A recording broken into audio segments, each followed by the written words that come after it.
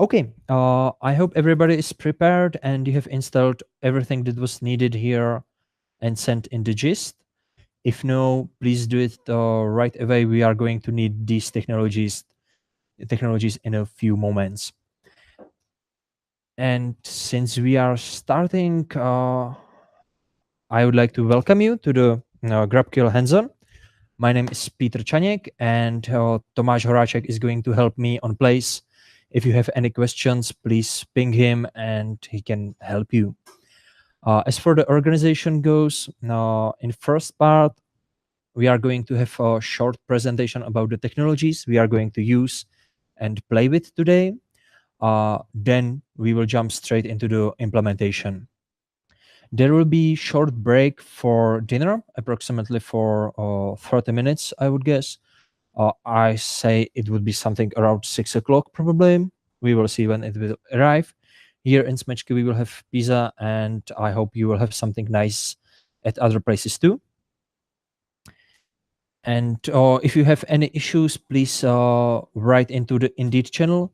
Katka will forward your questions and problems to me right here.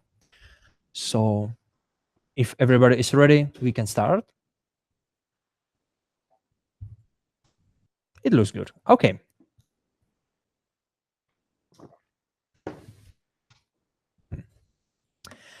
So what is GraphQL?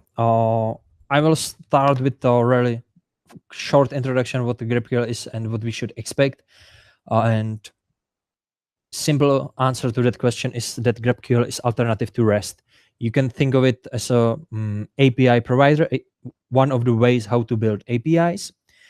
So we are going to get some data from it. We are going to post some data to it, update, mutate, delete, you know it.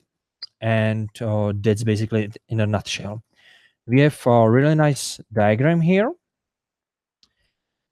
Instead of Apollo client here on top, you can imagine basically anything. It can be relay, it can be application built with any other technology, mobile application, desktop application, doesn't matter. It talks to our GraphQL server. It can be in Apollo GraphQL or GraphQL Yoga, Prisma server. It doesn't matter. And GraphQL, it's completely up to us what we teach our GraphQL server to do. It can talk to some databases, Redis, MongoDB, whatever we want, or some external API to load some files from disk and serve them, or just generate some random data and send that. That's very useful for mocking and fast prototyping of applications. Today, we are going to use the method of loading data from the disk. That will be our first implementation of the GraphQL server. That will be the first step. Then we are going to extend it with a Prisma, use Prisma as a ORM layer, and let Prisma generate our database, mutations, and stuff like that. We are not going to care about that stuff. And in the end, we are going to end up with a GraphQL server that is able to get some data, store the data, and be persistent across time. I'm sorry for the blinking projection here on place. I'm not sure why is that happening. Probably something is overheating my laptop maybe, so sorry for that. And let's go to the technologies. First of them is GraphQL Yoga. You can find it on GitHub as every other technology. GraphQL Yoga is basically a set of libraries with some predefined variables, configurations, and boilerplates for us to create GraphQL servers more easily. Because there's plenty of technologies you want to use. If you want to use subscriptions, they are pretty powerful. You can do that, but you need some library for that. You need to plug it in, or you need to maintain some connection, probably a WebSocket connection, and that can be not hard but tedious. And GraphQL Yoga is exactly for this. You just take the library, you put it in, fill it with type definitions and resolvers, and you have server with a lot of defaults. Just a moment, I'm going to rewire the projection. There are some technical difficulties with the projection here in Smečky. tam je to ten, to není projektor, ne? Já jsem to chtěl jenom odtáhnout od těch datových zdrojů. A možná i VGA je spolehlivější, jestli chci VGA. To mi hodí jenom 1024 rozlišení. Ono to tam jde. Zkusíme takhle. A ještě bych možná vypnul auto to hledání. Okay, sorry for the delay. I hope it will be okay right now. And back to the GraphQL Yoga. We are going to set it up as a first technology in our stack. Yeah.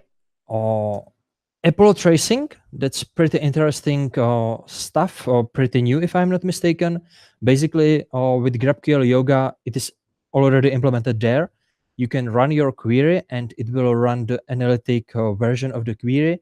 So you can see every single resolver and feel how long it took. So you can prepare your query, your mutation, send it, and then see, okay, everything is pretty smooth running. And this one part is taking long, so I should look into that and optimize it. We are going to play with that in just a few moments. Yeah, of course, GraphQL Yoga is extensible with middlewares and a lot of other stuff and plugins. So pretty cool starting point. Another technology already mentioned is the Prisma. You can think of it as they describe it as a ORM-like layer between your GraphQL server and your databases. We are going to provide a schema in GraphQL schema definition language. And out of the schema, Prisma is capable to generate the full database with the tables, with the transactions and stuff like that. And on the demo server we are going to use, we don't need to even care what type of database is there. The data will be stored and yeah. What is really interesting on the Prisma, it generates the database and also the full GraphQL server. So we are going just to describe the types, what we are I'm sorry, but this is really bugging me. For those on YouTube, there is some problem with the projector and it's still on. And it's really blinking pretty hard. So let's have a 5 minutes break for technical issues and we are going to fix it. Sorry for that. I will try to turn off the auto setup. And yeah, also try. To můžeme, ale budeme mít výrazně menší rozlišení. Došáhne? Plus minus.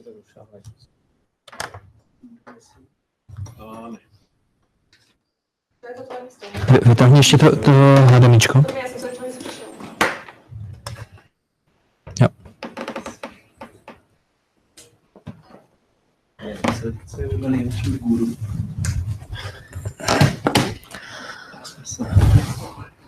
Dvou největší. Nic nesmí.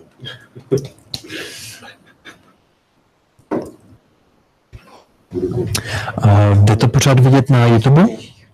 Jo, já tady dám video, ne, tak to je komputer. Jo. Vidím tvoje škré. Jo, komputer. A podle mě by mělo jít nastavit rozlišení. Nejde mě to nenastavil ovladače. To už mám vyzkoušený, proto jsem chtěl jít přes HDMIčko a hodinu mi to tady běželo v pohodě. Okay, so let's continue.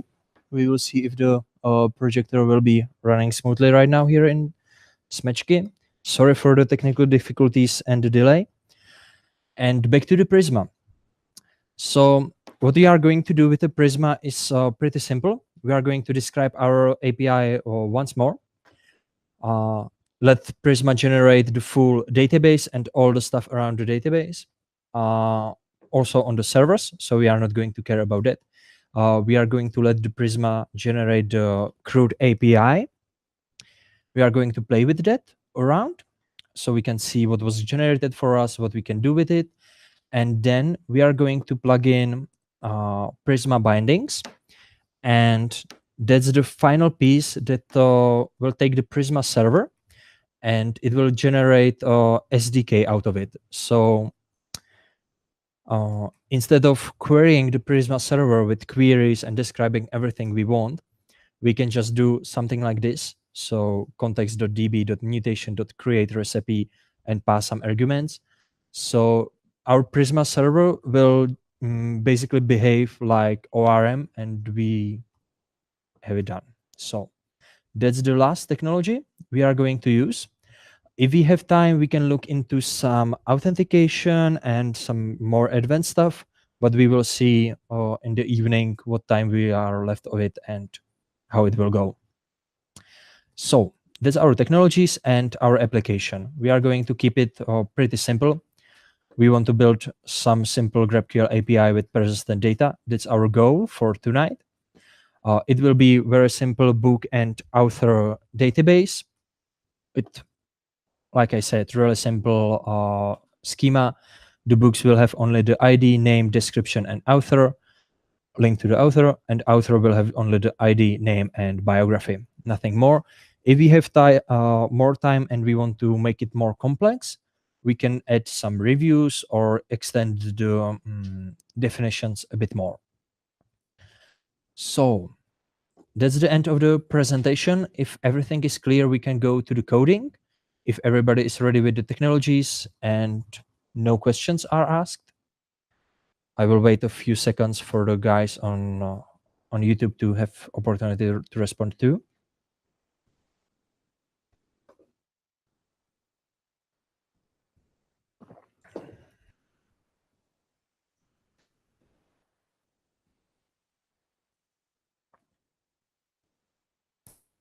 Okay, so there are no questions, so we can go to the coding.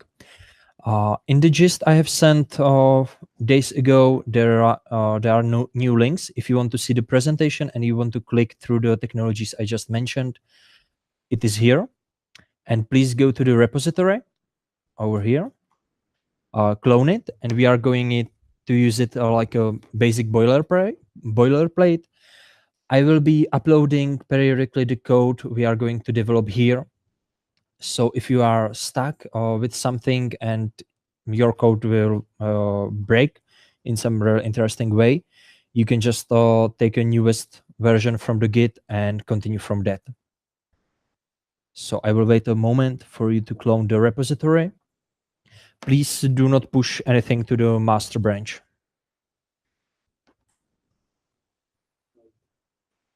Too late? What? No. That would be bad. How would we do that?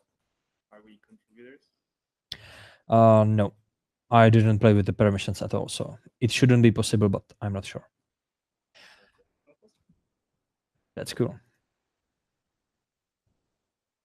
So after that, you should end up with this structure. The presentation is the source code for the presentation you have just seen. So we are going to ignore that completely. And only interesting things are the package.json and index.js and test data. So I will wait a few minutes for everybody to be on track. And then we will continue.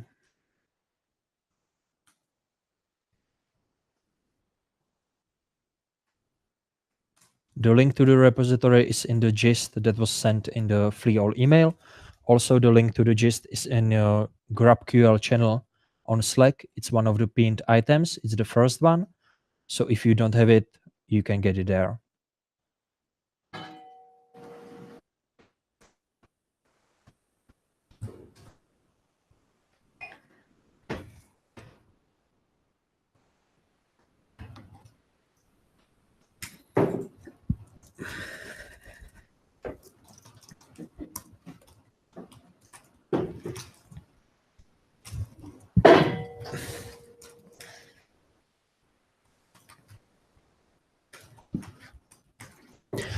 Okay, who is not ready? Do you need some more time? Okay, we will give you 1 more minute.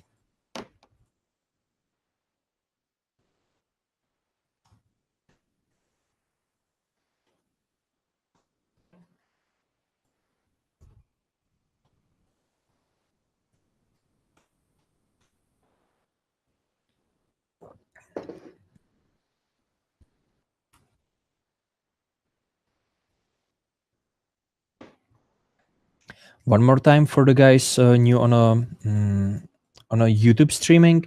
If you have any questions, please put them into the Indeed channel on Slack.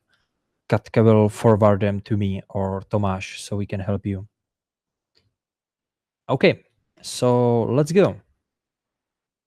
We are going to start from the index.js file. We are going to start with a very simple GraphQL server with the GraphQL Yoga.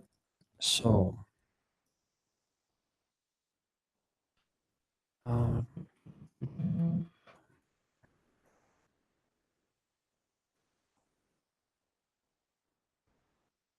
I'm sorry, I had some.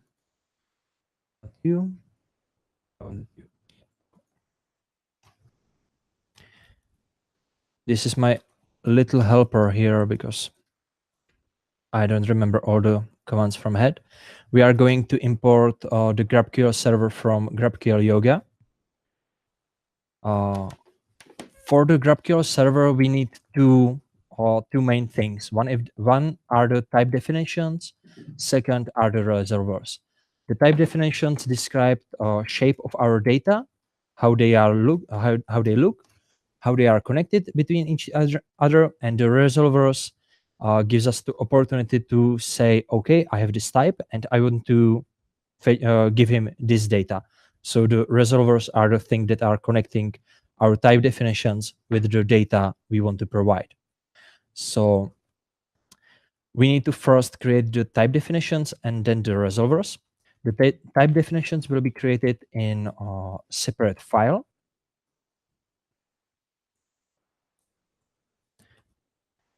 Let's call it typedefs.graphql.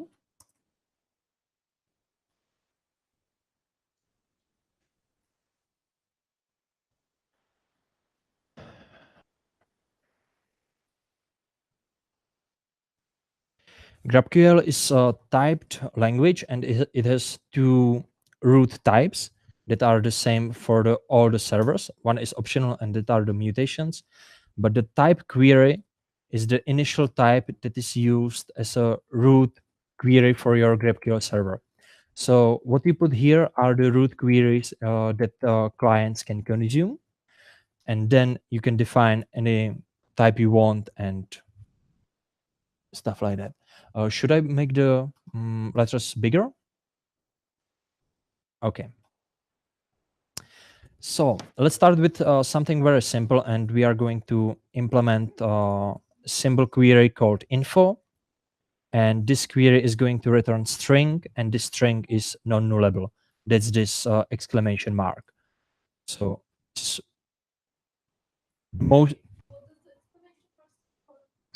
the exclamation mark is that this field, the query info, cannot return null value. Without it, we can return anything. With it, the null value will be omitted and error will be thrown. So this is the most basic way how we can write GraphQL schema, and we need some resolvers for it.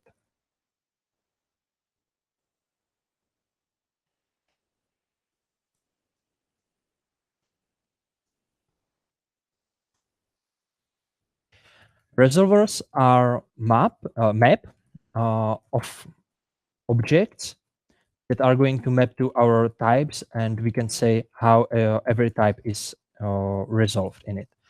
So we have the object.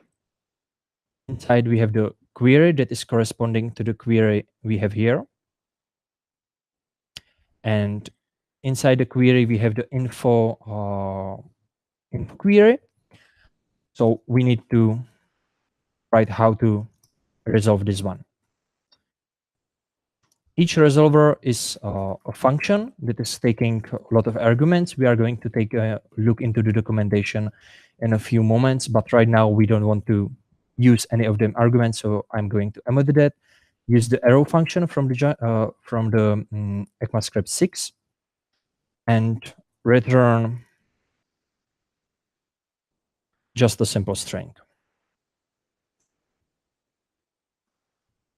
So we keep it simple. Also, one note, there is a prettier package configured in this project Prettier is code formatter with some best practices in it. So if you want your code to look the same way as mine is looking, because as you have seen just a moment ago when I hit the save button, it was automatically formatted. You can use it with Yarn Prettier. It is configured here in package.json as a command. So these are our resolvers, one resolver. And that's everything we need for the GraphQL server we are going to use. So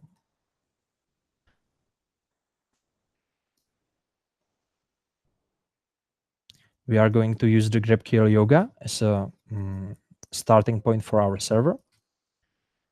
And I'm going to copy paste it from here. Yeah. The GraphQL server is taking object. First are the type definitions called type defs. This is taking the path to our type defs.grapql file.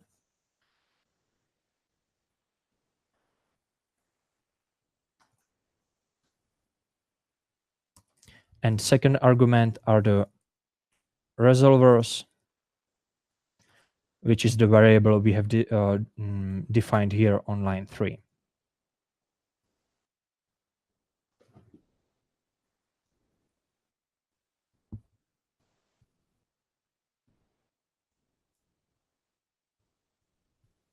So this is the configuration of the server. Later on, when we are going to play with the GraphQL, with the Prisma and Prisma bindings, we are going to extend the context of the GraphQL, and that will be done here, but more on that later. Right now, we only need to start the server and play with it. I'm going to use this really nice message over here. The syntax is server.start, and the start function is taking callback function that will be called after the server has successfully started. So you can just pass a function there and print any message you want. In default, GraphQL Yoga is starting on localhost and port 4000.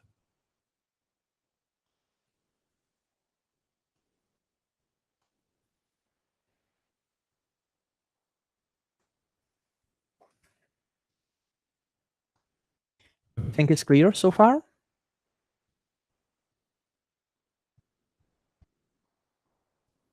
If yes, let's see if I have written it properly. I've set it up a command to start the server, very basic one. You can see it here in scripts. Server start, it is only taking nodemon and certs index.js.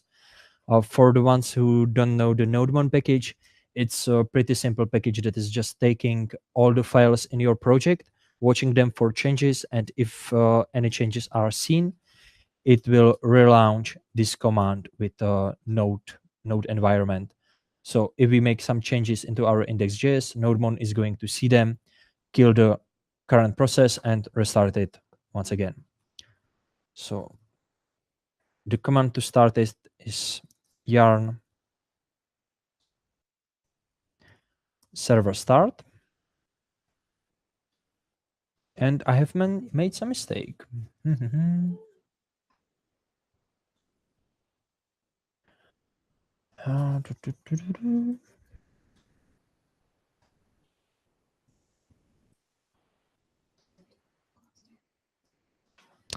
Probably in this one.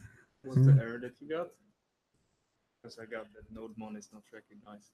Probably didn't know. You have to see the R.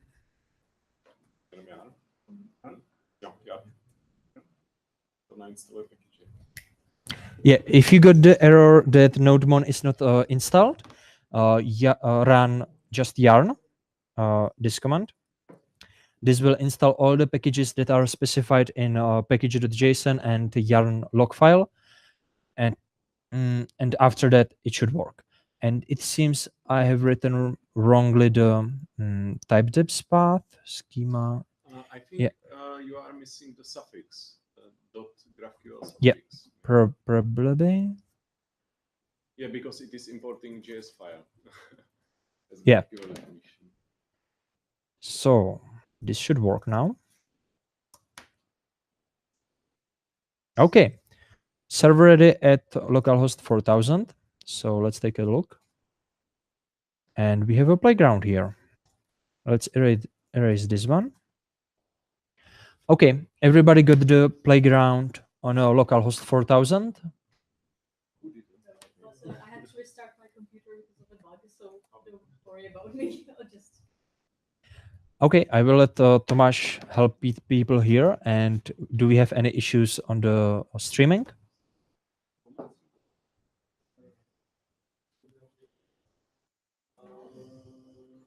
Maybe teacher, can you push the record? Yes, of course. Let's do it.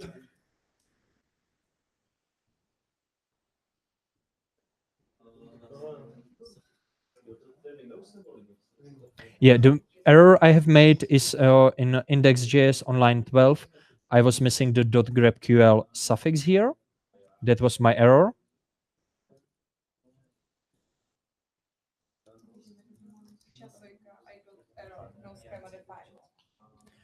If you got no schema defined, you are probably having the wrong path here or wrong file name here, the typedefs.graphql.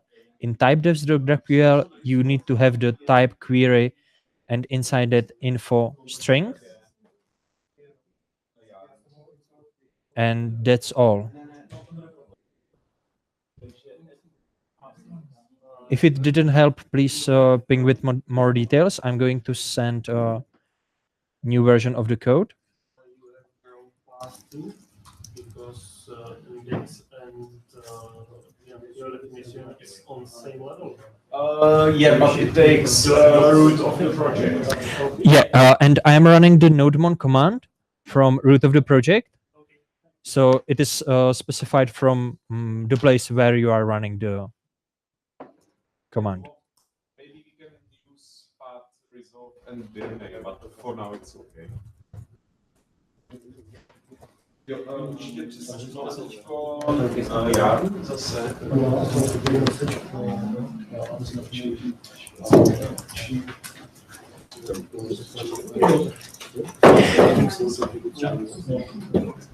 The new version of the code was just pushed to the repository, so you can take a look and compare your local version and the version I have just sent, or just sync with it. I will go through the files once more slowly. The typedefs.graphql are our type definitions with only the type query. Inside of it, only the info with type data type string, non-nullable. That's it. In the index.js, we are importing from the GraphQL Yoga package the GraphQL server, only that. We are defining the resolvers for the query and for the info query. That is only returning just the testing string. And then we are initializing new server out of the GraphQL server thing we got from the GraphQL Yoga. We are passing configuration object to it. That's this one with typedefs and resolvers. Resolvers is this object, and typedefs is the path to the typesdef.graphql file taken out from the root of the application. And then we are just going server.start, and we are passing callback function to the start method. That is a function that will be launched after the server has started.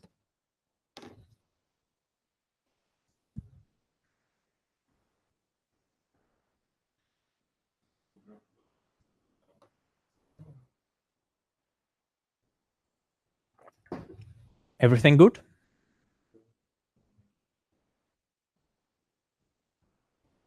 Everything good on YouTube streaming too?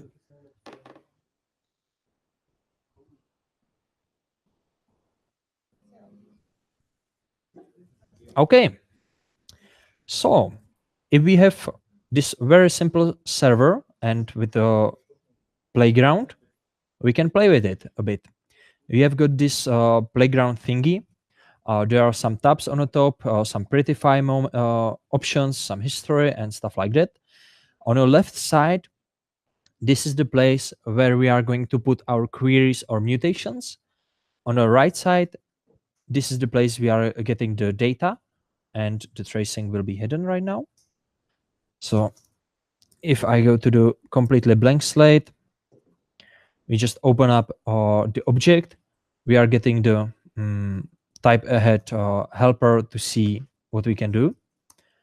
We have the only the info query. We can run the prettify to have it nice, run the test button, and this is the output. Our server is not capable of any more interesting stuff, so this is basically everything we can do here. But we can go to the documentation. On the right side, there is this schema tab. You can see the list of your queries, mutations, subscriptions, and everything in here. It will get a bit more full in a moment. You can click on a info query that is here, and you can see it's only returning the string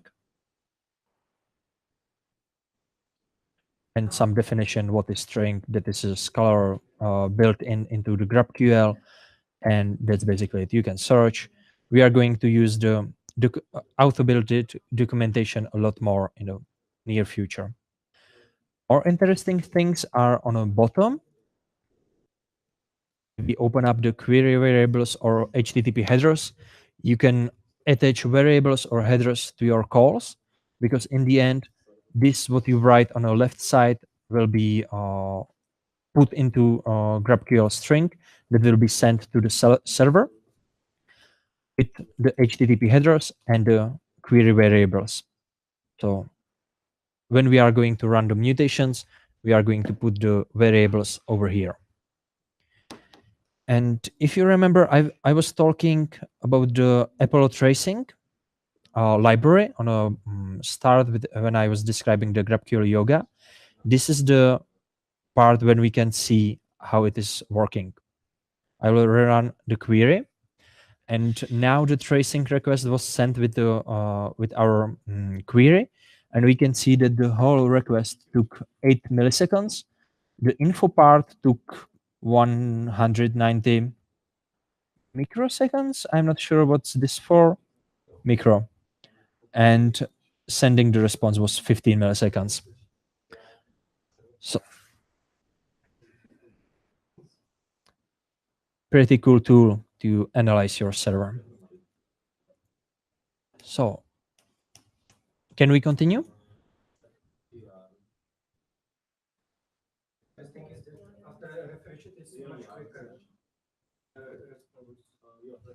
On the second run? Yeah. It will be because there are some pre-built cachings into the GraphQL server. The GraphQL Yoga is doing a lot of, not magic, but a lot of interesting stuff that is pretty handy. And in most servers, you would want it. And it is doing that for us for free, basically. It's really interesting to see the documentation, what they are building from what pieces and how to do it yourself. But that's out of scope for this hands-on. I think I can demonstrate what we are talking about right now. If I rerun the server, up the tracing pad. Yeah, right now the whole request took 42 milliseconds. If I run it for a second time, it took 7, 5, 8, 7, 8. So there are some optimizations built into the GraphQL Yoga out of box.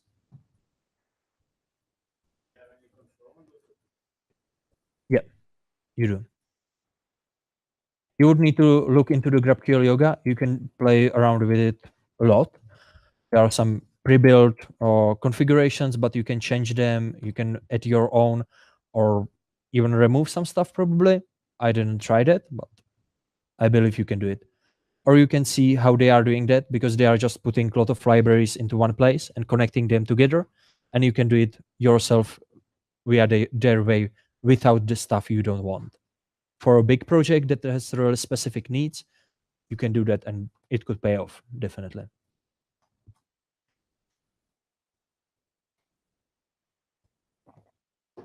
Okay, so let's do something a bit more complex than just a plain old testing string.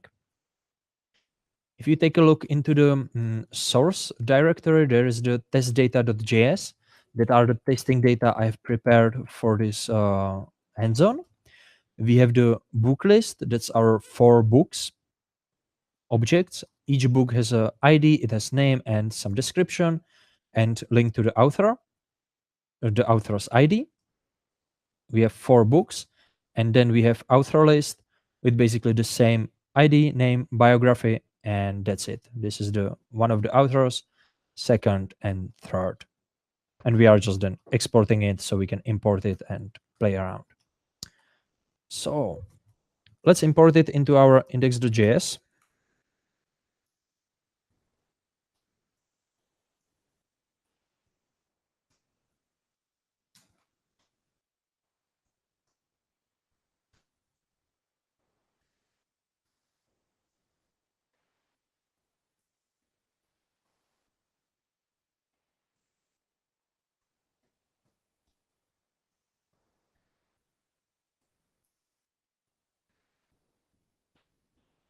And now we want to write a new type for it. Let's start. Let's start with the author, because author doesn't have any link to anything. It's a standalone entity without any linking from its own. And first, we need to write a type definition for author.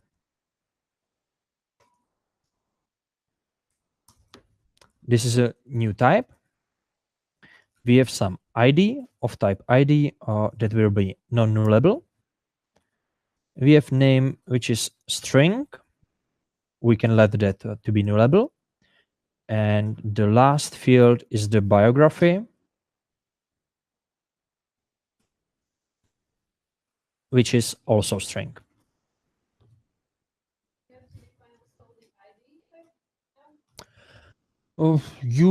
Depends if you want to use it or no. This will be our public API, and for public APIs, sometimes you want to provide the IDs to your users, and sometimes you don't want to. But if you want to provide them, you need to define them. You need to define every field you want to send throughout the API. Basically, in this file, we are describing the shape of our API.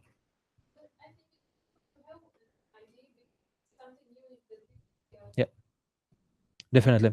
And we are going to use the author's ID in a few minutes when we are going to describe the books, because the linking between the books and authors is done throughout the ID.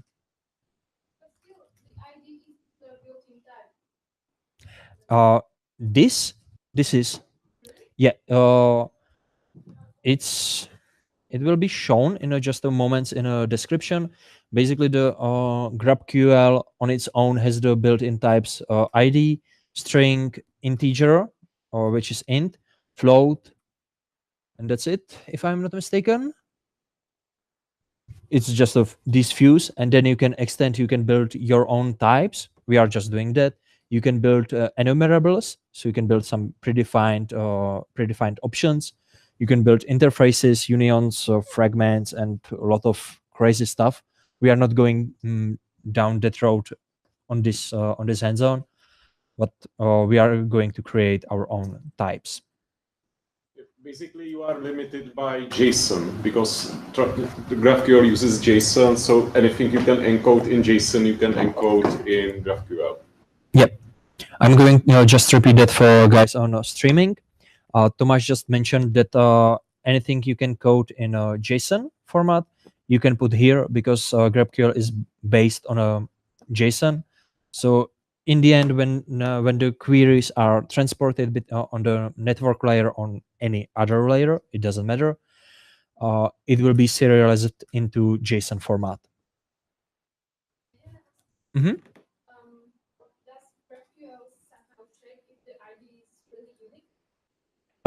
The question was if the GraphQL is checking if the IDs are unique. GraphQL on its own doesn't do that. The Prisma can do it. So GraphQL basically doesn't care about the data you are providing or the ways how you want to provide the data. How you implement your resolvers is completely up to you. It only takes care of the shape of the data if the shape is correct. If you are not trying to put integer into the string and vice versa, it will yell at you the type definitions that you are doing something wrongly. But if the ID is really unique, that's completely up to you. So this is our type.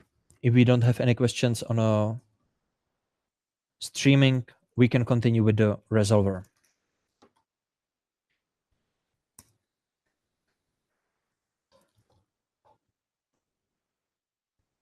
Yeah, and I forgot one more thing. Because I have just specified the author type, but I didn't put it into our root query. And this root query is the thing we can see here. Everything what is inside the root query will be here in the list of queries. And what isn't there, it will not be queryable from the root level. So we need to specify what type of query we want. And I say I want one author. So this is our type, author. This is describing the shape of the author, what is carrying with as a data. This is name of the query, so we can name it author query, and this can be info query. This a bit nicer. Just do that. The author query will return just one single author, and the author will be in this shape. So this is our in our type definitions.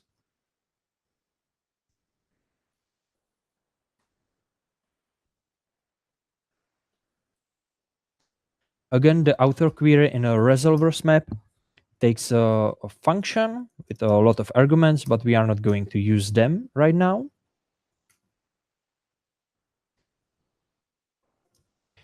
And let's just return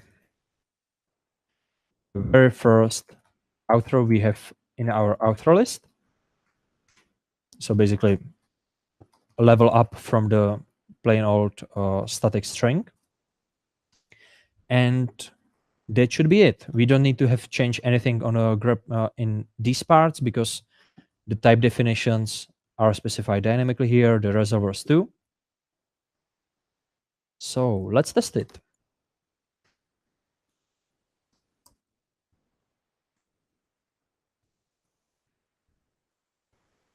If I refresh my GraphQL playground and go to the schema, you can see I have the info query of type string and author query of type author.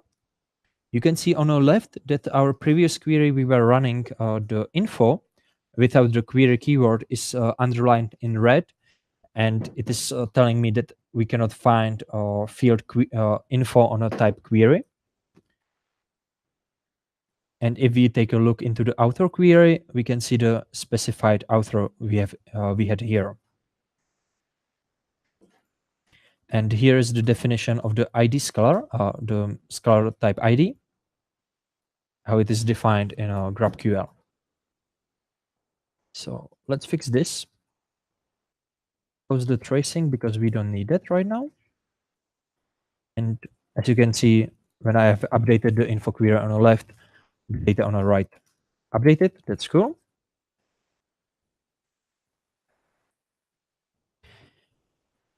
Author query. Out of nothing, because author query is returning object, it's marked as a wrongly typed query. Because if we are returning object, we need to specify what fields do we want to consume. That's done again with the curly braces, and let's just get everything.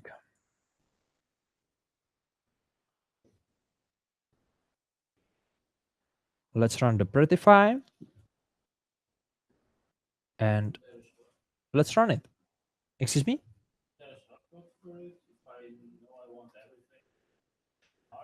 No, there is no shortcut. You need to specify it explicitly. The question was if there is shortcut to just say give me everything on this field, there is none. You always need to be very specific what you want, in what shape do you want it. And as you can see, this is the result.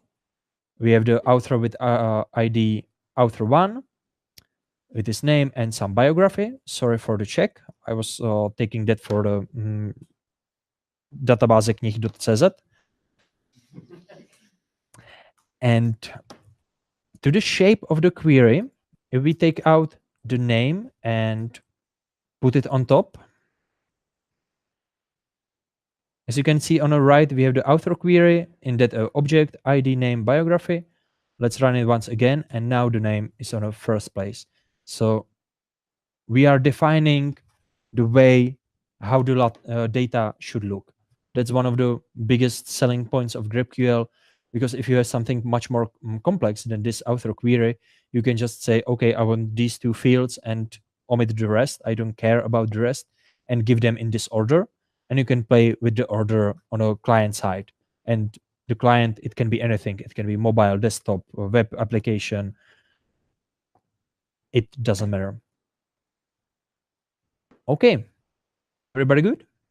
I'm on phones and I have some help too much. Okay. Again.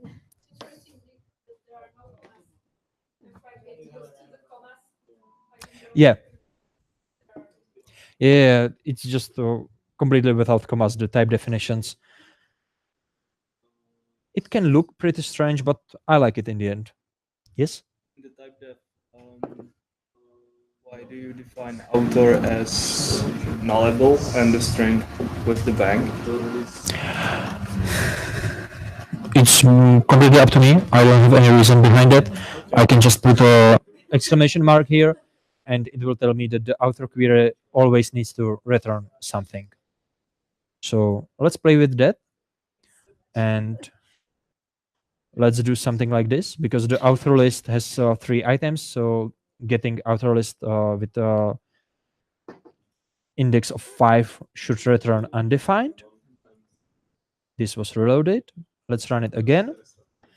And now the data is null. And we have one error. Cannot return null for non-nullable field query.authorQuery. We have the location where it was found and in what query. So now the GraphQL server is sending me error that there was some mistyping with the data, and it cannot provide the data in the shape we want. If I change it back,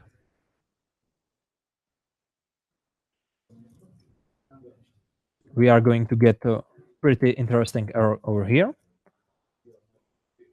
Let's rerun it. Yeah, now it's working.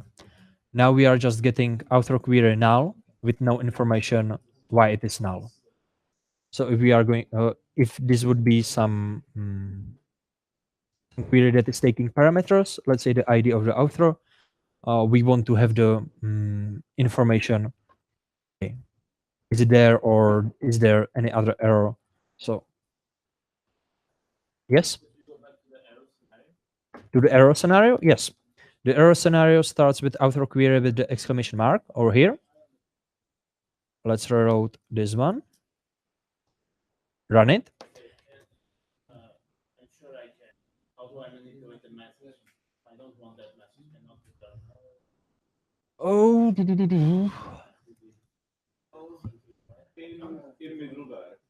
in middleware it is possible. You can create your own messages. If you throw JavaScript error here, I can check here if the value is what I want, and I can throw. Yeah. Let's.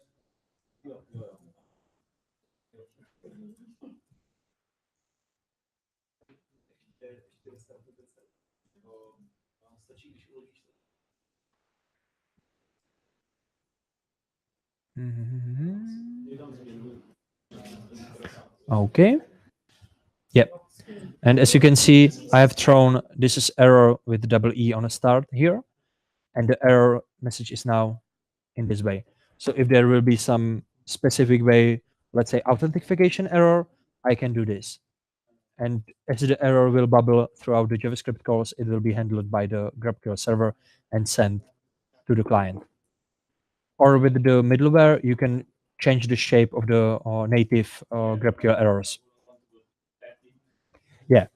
Yeah, I used middleware to pinpoint which fields are wrong in the GraphQL mutation. So there was like ID of the input that should be corrected, or where the error should appear. It's possible.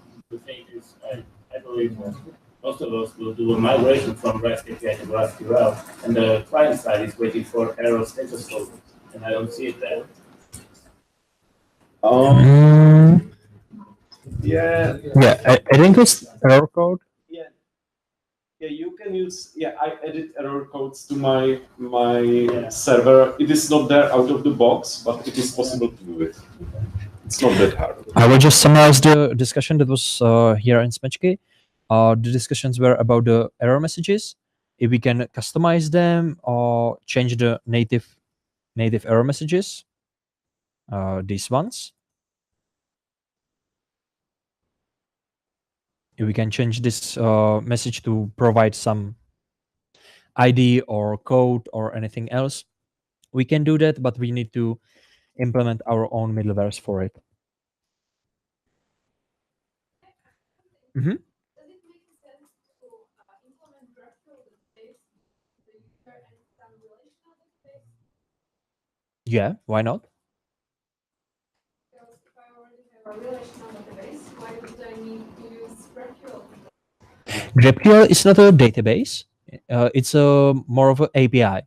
It's alternative to REST, basically. So it's a middle point between your database and your user. If your client, any client you want, is talking directly to the database, you don't need either REST or GraphQL. But if you need some API, you can do a lot of variations. The REST is one of the major points right now, but the GraphQL is alternative for it. For example, in Express, you can also make an API. Express is a completely different thing here. Express is a Node.js application that allows us to run Node.js applications with a middleware. A lot of GraphQL servers are built on top of Express. So right now we are running Express server hidden down here in the GraphQL Yoga in the end. And yeah, you can use Express to build REST, or you can use it to build GraphQL. It doesn't matter.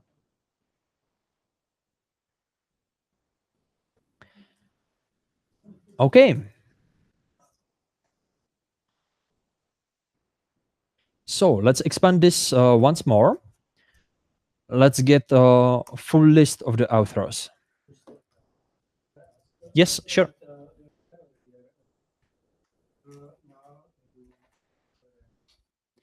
Yeah.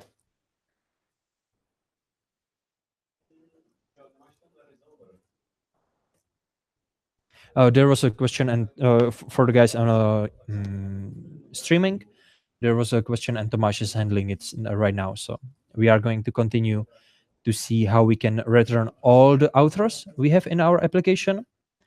And since we already have the type author specified, all we need to put in is a new query. I have named it author list query. And by specifying the braces, this type of braces around the author, I'm telling the GraphQL that this is the list. And here will be 2 exclamation marks. This one on the right side is an exclamation mark that specifies that the list alone cannot return null. So, or if nothing is returned, we will get something or error. And this here specifies that this exclamation mark, that the author cannot be null. So basically, this is the same as here. And the second exclamation mark is to the braces around.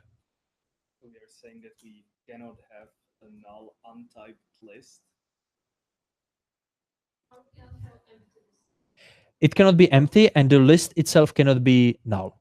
No, it can be empty. It will be always list, and there will be no nulls in the list. Yeah. Yeah, to repeat what Tomáš just said, I was a bit confused. Thank you, Tomáš. The list itself cannot be null. It can be empty, but the items in a list cannot be null. Which is useful. Usually. Why do I need to that author cannot be null? How can GraphQL get the list, pushes to it and null value? GraphQL can't. You can. You can make it by a mistake or some wrong data in your database, broken up migrations. Basically, putting inside the list of stuff some nulls or undefineds in JavaScript, it's pretty easy and it can break a lot of stuff. And having some specified errors instead of just exploding bullets is much better. Of course, you don't need to put the exclamation marks here. It's completely up to you. So, no more questions. We need to right now implement the resolver for this query. I will just move this here. And the way is very similar as with the rest of the queries.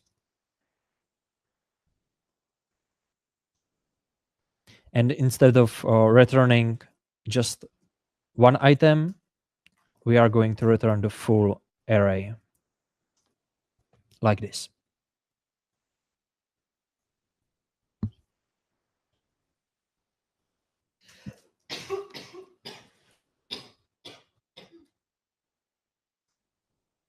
Now, when I reload, again, we have one more query type here.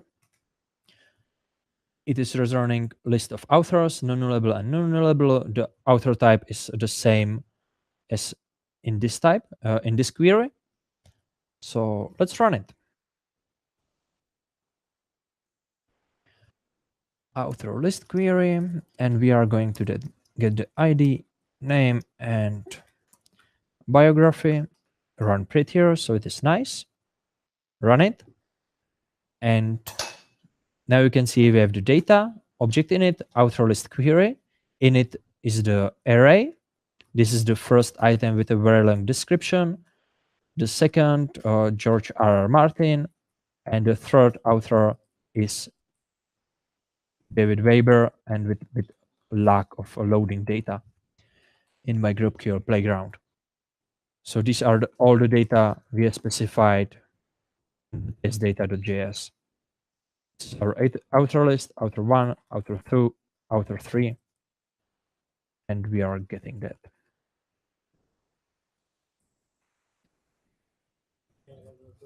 Yes? Do I need to write the ID name and biography?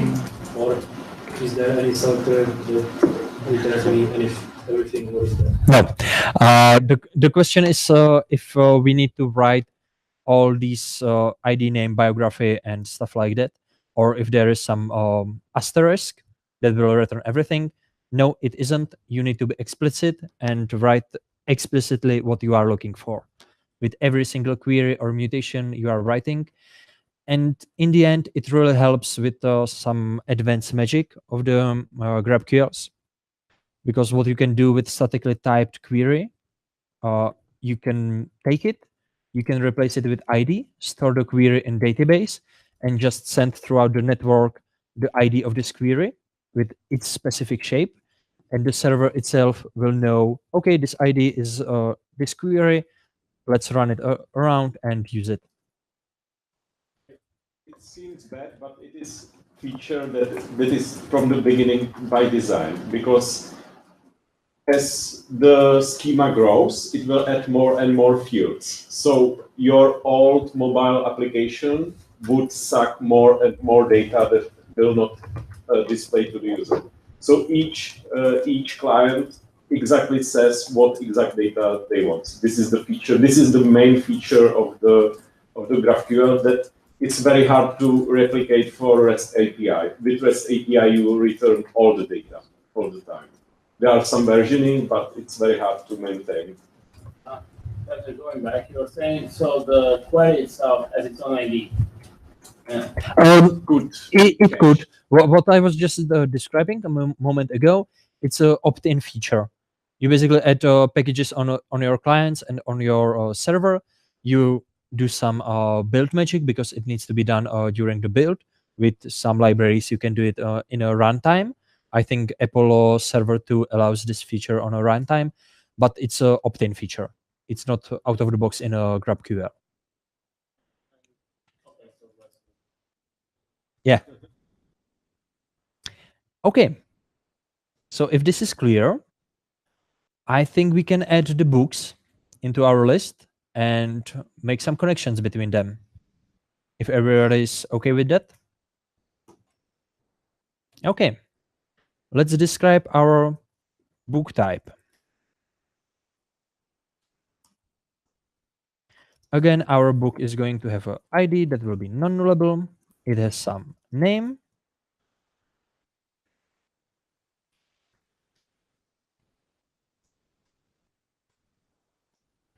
It has some description, if I'm not mistaken, how I named it. No, it has some description. Cool. Which is also string. And it has author.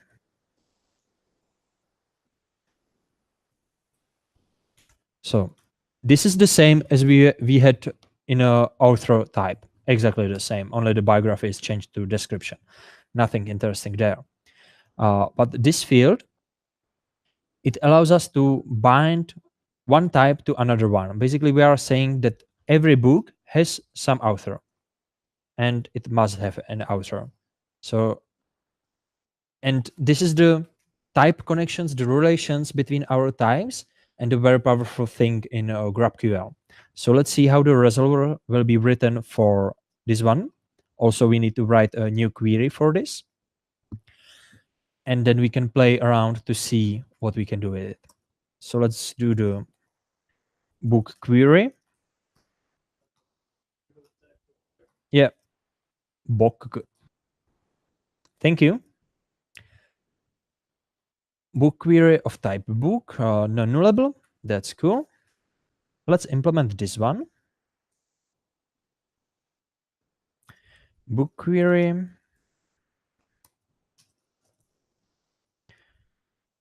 And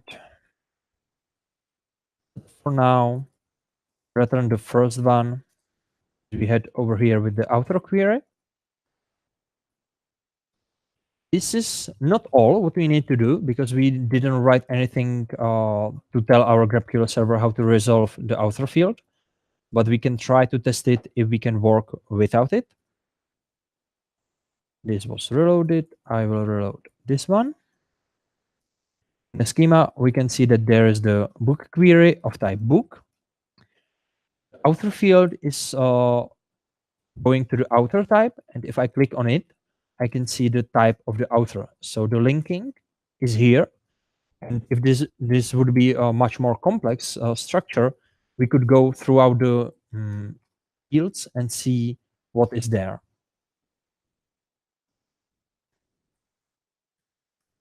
So let's try it. Try to get ID, name, and description. Let's prettify it. Let's run it. And it's here. We have the book of ID book 1, the name Mali Prince, and description again in Czech. Sorry for that. If we add the author, just like here, it is again underlined in red color because the author is of type author and must have some selection of subfields. So we need to again specify what we want from the author type. And we want just a name. Everything we want. Let's run it. And here you can see that the author was returned and his name is null. But the author itself is here. So what we can do with it to implement the resolver that will make the linking between the author and the type correct. And Before jumping into that, Mm-hmm. So, is it possible to say there is good practice on the type definition to add all the properties of the object, and then on the query you only choose what you want? Yeah, I will repeat the question. The question was if it is good practice inside the type definitions, so inside this file, to add everything that we know about the types, and then only in the queries specify exactly what we need. And answer is simple, yes. That's the point of GraphQL. Here you are describing your data, how the data looks, and you don't care about your clients, what your clients want. I, as a backend developer, here specifying my GraphQL server, don't care if there is some mobile client that will only take the name and nothing else, or if there is some rich desktop client that will always take everything and display everything to its user. It doesn't matter to me. I just provide the shape of the data and then provide the resolvers to get the way how the data should be fetched. Did that answer your question?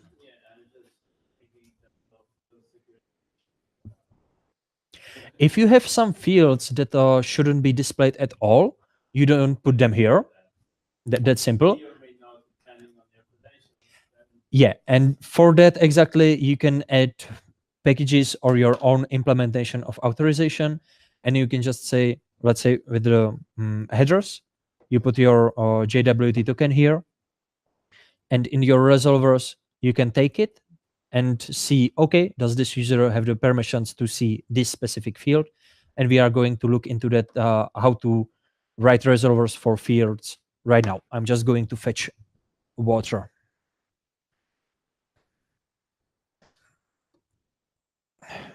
Thank you. Maybe we can do it at the end of this session, the security authentication and access to different fields. But it's solved problem, and with GraphQL it's much easier than with REST. You will see it. I will just repeat what Tomáš just now said. If we have time at the end of the session, we can go through authentication and authorization, how to do it for queries, for fields. And Tomáš mentioned that it's in the end, it is much easier to do it properly in a GraphQL than in a REST, because we know the issues with REST. You have everything for the endpoint, and if you want something for part of the endpoint, it can be pretty tricky. Okay, so yes. From the book list query, you've got the list of all books with the author and probably with his name. Not yet. Right now, Because I got yeah. only, how can I mention author ID with the Yeah, that's what we are going to implement right now. That wasn't implemented yet. I've got from my query, I've got the ID, name, and description of the book, because that's implemented. That's these data. And about the author, I asked for the name, but the name is null.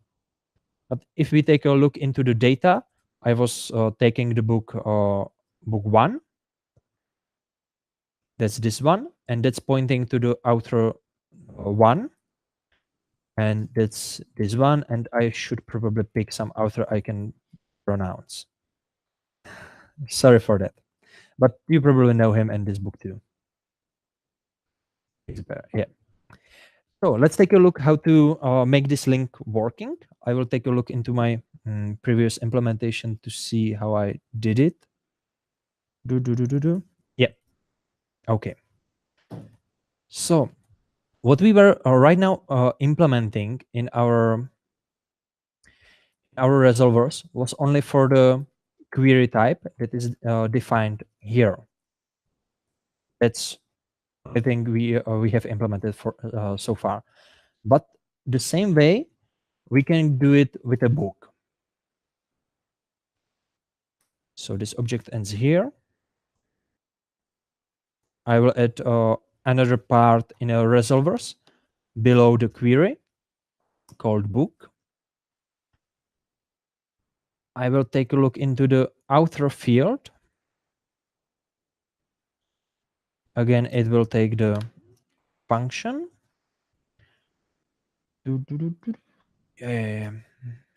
Okay. And the author field is going to return, let's for simplicity return the first author we have in our list, or the second, so it is the wrong one. We are going to return for every single book, we are going to return the same author, so no linking here, but for now. Let's test it. And now you can see that the name was changed to the George R.R. Martin, which is the wrong one. This is not the author that is linked to the book. And what we have done here, we have added new resolver. This is the whole object. This is the second part. This is the first part of the resolver object. The second part was named book. S is our type book. And we have added a specific resolver for the outer field, for this one. We have just said return second item from the outer list array. That's what we have done, and that's the reason why the George R.R. Martin is going with us for the Mali Prince book. Which would be a very different book. Yeah, Mali Prince written by George R.R. Martin.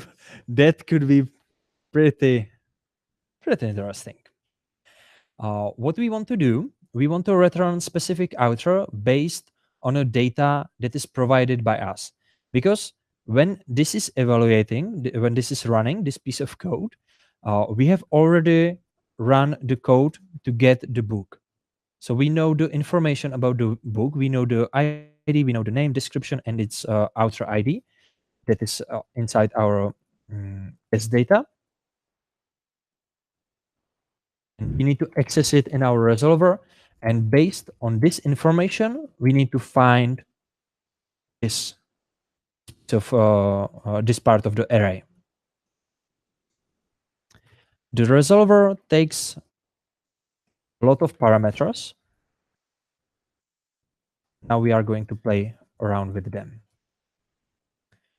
First one is the object, arguments, context, and information. The object, the first argument is basically the parent object of this specific type that is right now evaluating the specific resolver. So for this book and author field, it is its parent, and parent of this author is the book. So basically in this object,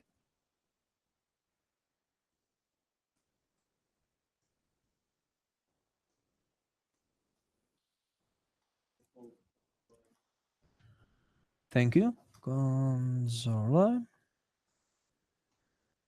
If we just console log it out to see what is inside and run the query one more time, we can see that inside is a object with the ID book1, name Mali Prince, description, and author. So basically the first parameter is what we are evaluating right now. So we can get to the value of author, the author -1, via this piece of code. And if I rerun the query, you can see that that's what is missing object is author1. Is this clear? Nobody's throwing anything at me, so that's cool. So let's find the proper author.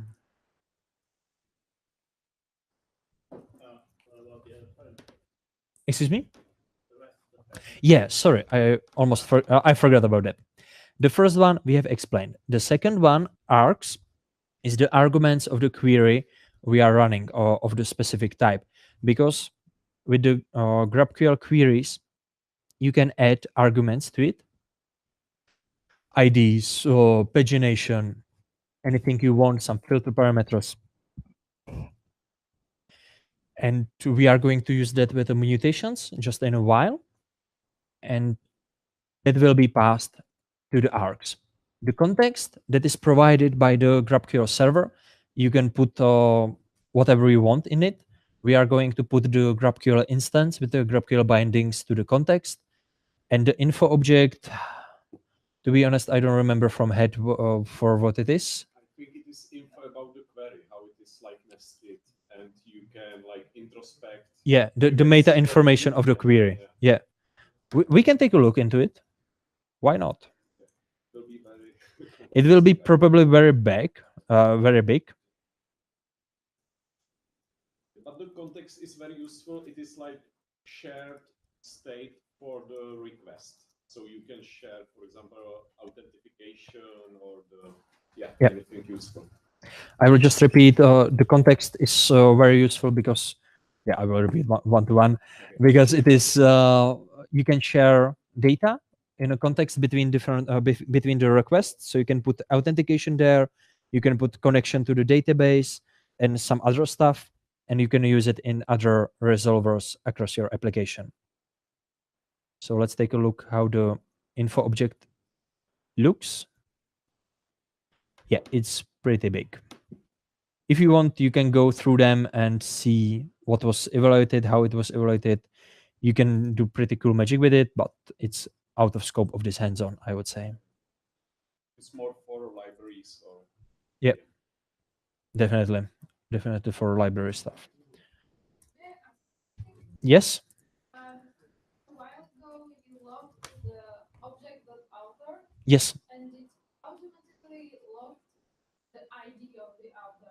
You didn't need to put .id.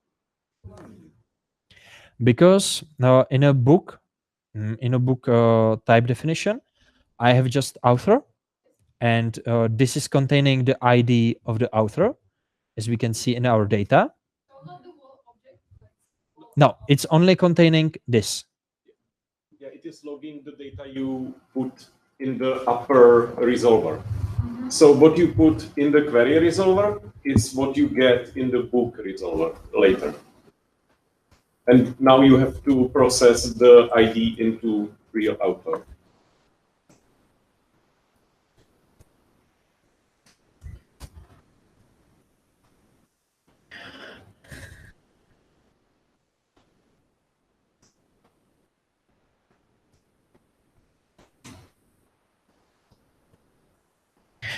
So to have it, Don't you need just one? excuse me. Don't you need just one author? Now you're getting a list.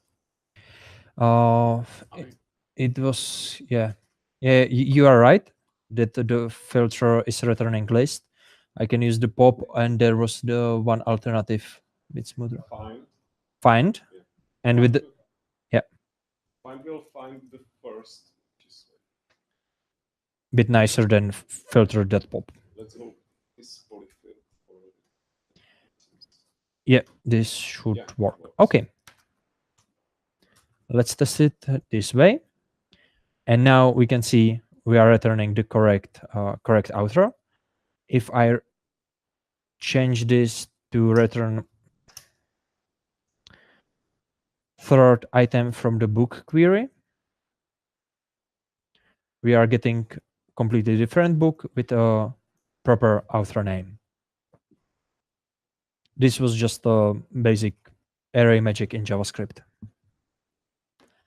So when are the types actually applied? Because I got into this weird intermediate state where I'm not defining a resolver for the author on the book, and at the same time I'm defining that the author on the book should be required with the bank. But I can do a query where I say I want this author and I want to select the name from it, which is nullable field, so I will get the name as null. But if I ask for ID and name, I will get an error because then the ID doesn't have any. But yeah, we don't have any author at that point because we didn't resolve him. So I get the query, it finishes correctly, but the name is null. I'm not sure if I got the question correctly. On this one side, you have requirement for Yeah. an author, you have the ID. Mhm. On this other side, you say, I will expand whatever I got in here this way. Yeah. And I only ask for the name. Mhm. And so the result was a book with an author whose name is null. So basically, it was Well, if you remove this resolver and yeah. If I go to this state, yeah, and then in the query you just ask this, yeah, I'm getting the null. null. Yeah. But you should get an error because you didn't populate the author because you don't have any data. I would get the Ask for error. ID as well, and it will tell you that the ID is empty. Yep. There are no data. There are no data. But GraphQL on its own is taking the object that is trying to that is it got for the in this case with these kind of resolvers. What we have here, we are running the book query and we are just returning the object. So we are returning exactly this. This is the object we are returning, and on outer field, this is a string. And what is GraphQL trying to do? It is trying to go to the outer.id or outer.name or outer.description, and outer.name and outer.id and description or biography, it's undefined because string.something is undefined. That's the thing in the JavaScript. But to your type system, you're saying, I want an outer, but you get a string. And you have Yep. no properties on that string defined. So you get into place where you should be getting an instance of outer in like object-oriented speaking, but you got null, but you don't throw any exception. Then you select name on that null and you return null, and that's correct. Yeah, this is because string is an object. Yeah. It's not an outer. That's why we have the type system. Yeah, the types apply only to specific query. So until you require something that is not present in the object, then it is okay. But yeah, it is kind of like partially JavaScript and partially design of GraphQL. Okay. Maybe in different languages it will be different, but usually in dynamic languages this is what you get. And this is like real edge case and you can solve it, but this is like very naive implementation. And yeah, we are not dealing with this. Okay, it was just very obvious middle step between not having a resolver and asking for a type. So I was expecting, I'm asking for something to be not null. Yeah. Now it's null. I get null. Yeah. Yes, string is not null and it is object, so it is still valid in the logic. You can ask for properties of a string and. But if we say we have a type system, no, it is very nice object. It's. I'm not sure how it will look in a strongly typed language. I don't know. Think of anything, but in JavaScript you can get into these kind of things, and it will explode on a over here. You need to ask for something that's non-nullable in the query, and then you will get an yeah some scholar. Yeah, and you will get a null in the meantime. Because if I go with just a name, I'm getting that something is not right here. Instead, you should be getting an error that says you didn't specify any resolver for this type, so do it. Yeah, that's the thing. We didn't explicitly specify resolver, but GraphQL has built-in resolvers for every field that you are describing, and basically what it is doing, it's taking the type definitions, and for the objects you are passing, it's trying to find the same properties with the same name in that object. So there is a built-in resolver behind what we are doing right now. That's the thing we are using here in the outer. If I go to the outer thing, if you can see, we have no resolvers to see, to tell GraphQL how to get to the data of the ID, name, biography on an outer object. If we go into the outer query, we are just getting object foo, and what is GraphQL doing? It is taking this object and trying to find the ID, name, biography on it, And the same thing applies on when we are doing that throughout the book. But then there it's easy. We just say, this is a string, so you just check, I get a string. And then you String have is an object. a type system where you can specify, I want an outer, but instead you get a null string with null property, then you get null. Now go on, it's just very weird. Yeah, it can get weird. Welcome to JavaScript, basically. Okay. So maybe I can just implement what is GraphQL doing for us, because I didn't specify any resolver for the author field, and GraphQL is doing basically this.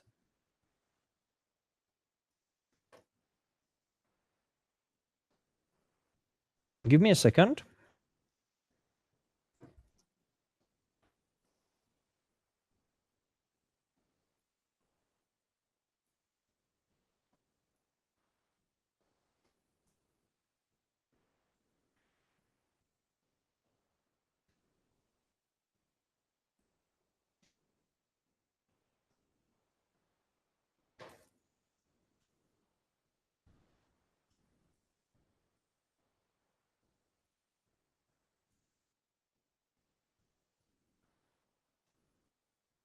And if we go to the new tab, get author query, get ID, name, and biography here, you can see it works. And if I replace this with string, like this. We have the name Peter, and for every author query we are going to run, there will be name Peter. And this, what I have just written here, this way, that's auto-generated for us in the background by the GraphQL. And this is basically what the GraphQL was trying to do. It was trying to do the object.name on a string when we were running this query.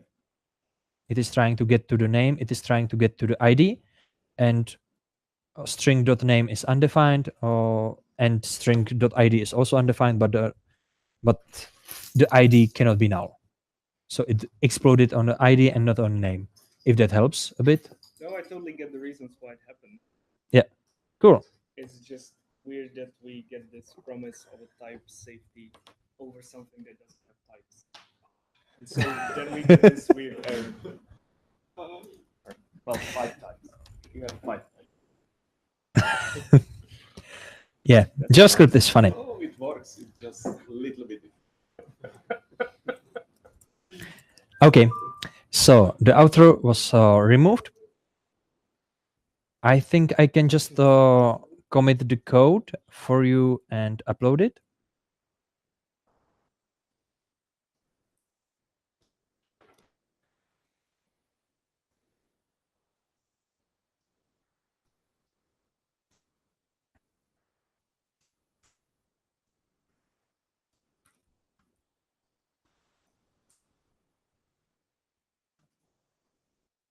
Okay, if you want to see the code, it is there. And I think that's everything we want to do with the GraphQL Yoga. Now we can take a look into the Prisma. So we have seen how to implement some queries, how to implement some types with their specific resolvers. We have seen how to write some types, how to describe our shape of our application, and we are able to return stuff. Maybe Yes? What about returning books by author? Because then we can like nest query infinitely, like author query, author query. With the argument, you mean? Maybe because we don't have to do it, it will be done all by resolvers, and maybe it will be interesting. I don't know how much time do we have. We are in a halfway through. We are before the Prisma and GraphQL bindings. So because it will be just author Yeah. Booklist.filter. Yeah, it wouldn't be that hard. Okay, so we can try to see. The idea was to see all the books by a author. Yeah, to have like two-way connection between author and book. So you get all books by author, and you know the author of the book. Okay, so we want to have the author. We want to have the books field, and this will be array of books. And let's do it this way.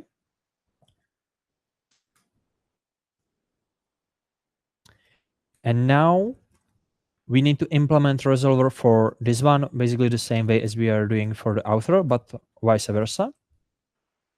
So let's do it. Author object over here, comma over here. It in real world it can, but in this testing scenario, no. It's one book has one author. It was actually quite funny because when I was picking the books, I went through my favorites list on Databáze knih, and most of the books from David Weber that is here was a lot of his books, and a lot of my favorites were written with some other guys. And I was like, okay, not this one, not this one, not this one. I don't want to implement this. Can we use the args for the filter data? Yes, that's exactly what args are for. Because you get every argument into the args object, args argument here, and you can use it to filter your data, to paginate your data, to do whatever you want. Oh, sorry. And pizza arrived. Okay. How hungry are you? Put your hands up. Not so hungry, hungry, really hungry. Okay, it seems we can wait another 30 minutes. So we will implement the... No, it will be like 5 minutes. Yeah, let's implement the thing we have just started. And then we can have like 20-30 minutes break to have some dinner. And then we will return and continue with the Prisma. So we will have this nice break in middle. Yeah, Mark asked if you can show us the filtering. Oh, yes, I can try. I will implement this one and then we can go to the filtering for just a moment. Okay, so we are trying to get all the books by this author. And we have named the field we want to write resolver for as a books. Again, it is taking function and we want to have the object here. We don't need args, context info. I will pass it everywhere.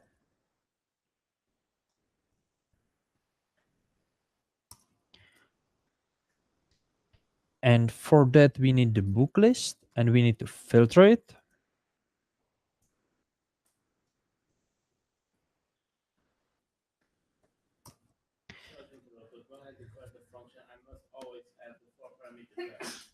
You don't need to.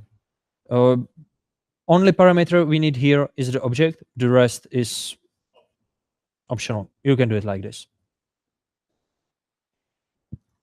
I'm just putting them there to have like for us to be sure that there are more and we can work with them. The info object will not be used at this hands-on, the rest will be. And we want to return item outro it is. Yeah. Basically, I'm just going through the book list. So through this array and searching for every book that was created by author, by current author I'm working on right now. So I'm going item author equals object author. Because currently I'm working with some author and I don't want author, I want ID. Yeah. only object? No, you are in the author and you resolve books, and the object is author. When I am working in this scope, the object is instance of author. And which author was returned depends on a query that was run. And if I go with the author query, this one, it will be the first author in a list. So on author, the object is of author. One more time, please. On the author resolver, the object is set of author, but in the book, the object is set of author because it's how you find it on the tab. Yeah. No. Even on the book, it is instance of book, but book has .author field. So And author has field books. .id. Okay, this is running. We want to have the author query. Let's reload it and see if the author query has the books. It doesn't.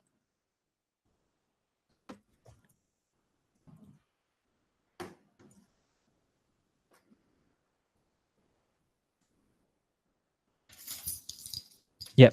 Now we can see in a type author, we have the books, list of books with the types we want. So let's try to use it. Books. And we want name and not description. And author ID. Just the name for now. Prettify, run it. I will erase the biography so it is empty array because I've forgot the return statement.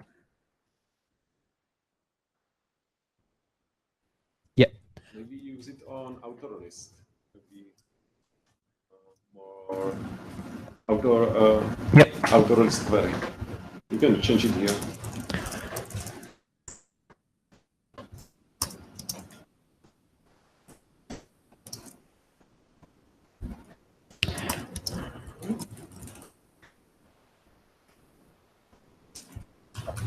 Yeah, and this is the result. I'm asking for list of all authors in our application, their names, field books, and name of the books they have written. And I'm getting Exupéry with Mali Prince, George R. R. Martin with Tanec Draki, and David Weber and his 2 books that are in our database. And if I go from books to, I'm going to do that in the previous one. If I go in a books to the author, get his name, and again to the books, and go to its name, and it works. I can go with infinite loop. There were pretty interesting talk about exactly this problem because you can pretty easily make infinite loops of data in your GraphQL application. And the talk was on GraphQL Europe. There was proposed way how to stop this, and I've already seen few libraries that are trying to implement this. So you don't have infinite nesting because you can crash servers and everything with that. But if for some reason you need a list of all authors, their books, and if the books have more authors, you want to list them too, you can do it, just like this one. So suck on that, REST API.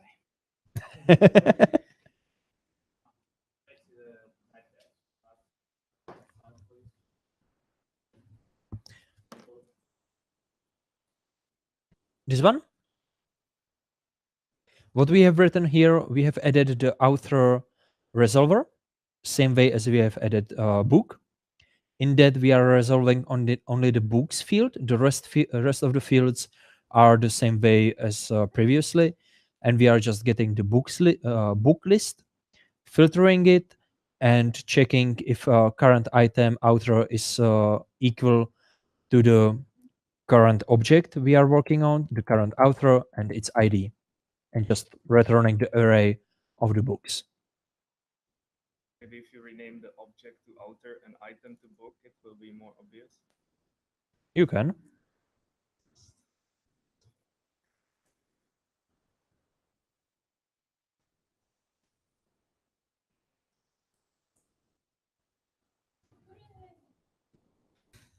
If this makes more sense, we can definitely do that for sure. Here, the first parameter would be the book. So it's not a good practice to use nested queries. It depends. Sometimes you need it. It's useful, but you have to somehow restrict it for end users somehow. Like Okay. to yeah. There are ways how to restrict it. For the guys on streaming, there was a question if it is good practice to use nested queries, the same way as we have written here. It depends. It's really useful, so you can use it. To some extent, it's really useful. And since only the programmers are the guys who are writing this, as long as you don't have any dynamic queries in your application, you are good to go, basically. You can just optimize the stuff that needs to be optimized, because if we run the tracing here for time, we can see how long everything took. Since we are reading it from a disk, it's pretty quick. But with the Prisma, it will take a bit longer.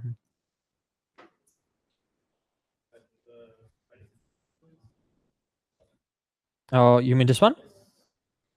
Only thing we have added here is the books field with array of book and non-nullable both the book and array.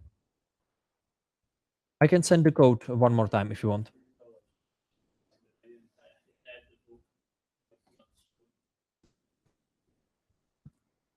Okay, I think we can call it a short break for, I don't know, 30 minutes is okay, or 20 minutes? Okay, so let's meet here at 18:05. Bon appetit, everybody. Thank you for attention, and let's meet here in 20 minutes. We are going to Prisma, and we are going to use the to add the. Už mě vypla?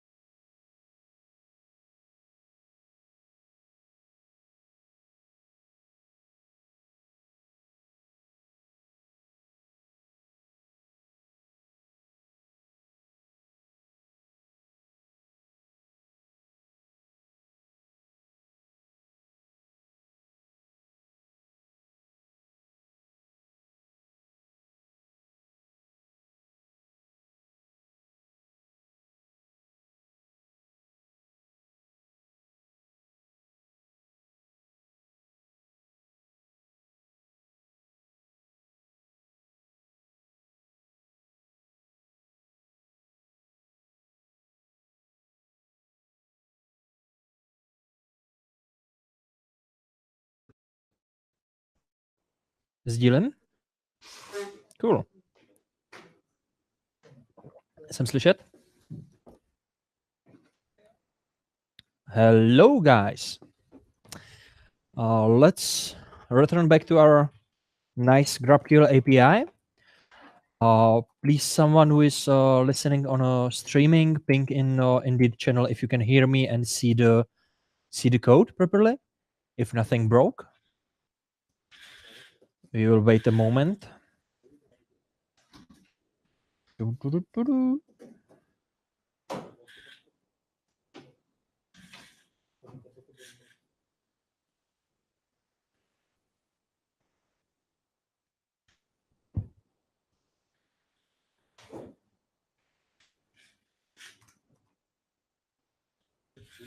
One, two, three, four, 1, 2, 3, 4. Can you hear me? There is no response. Mark is typing. Ah, great.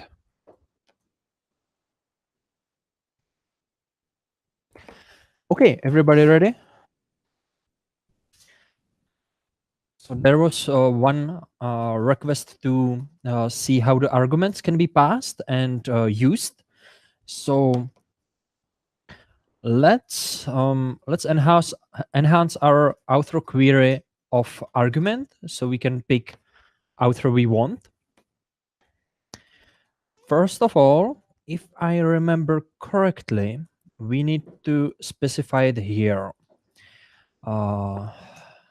Let's name it how we should name it.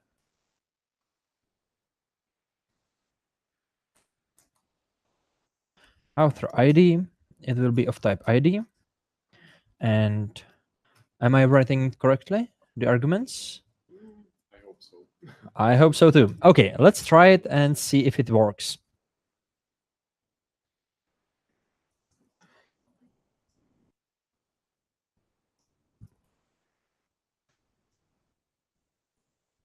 Can we write query instead of object as the first argument of author query? You mean just to rename the variable or query? I think in query case it will be Root. empty object. Yeah, root. This is the in this case it will be a root, and it's basically empty. You can define it in the server. Yeah. I think. It can be used similarly to context, but it's something different. Root is just for query. But basically we can do this in this case, because in most of cases when you are specifying either queries, query fields or mutation fields, you are not going to use the first argument most of the times. You are going to use it a lot when you are specifying resolvers for specific types. That's what we have done here with author and book. So I'm just going to put underscore here, and second argument args.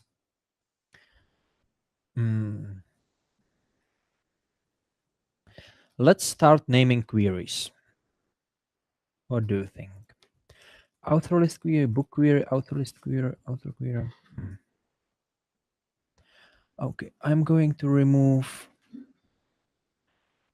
all of these. We have put it to author query.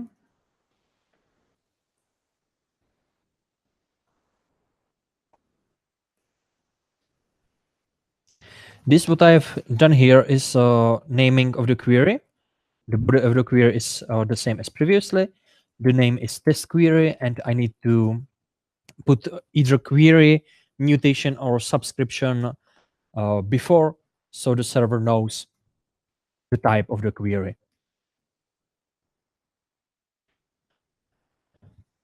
And to pass the to arguments, sorry, it should be over here. I should probably refresh, so I have typed ahead properly. And I have named it author ID. Author ID 5. You don't like me. Why do you like me?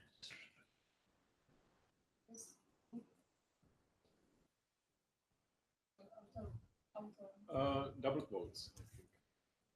It needs double. Yeah, it's JSON. Sorry. So double quotes for it because it's JSON and I'm used to single quotes. Yeah. So this is the usage of the argument. Let's test it.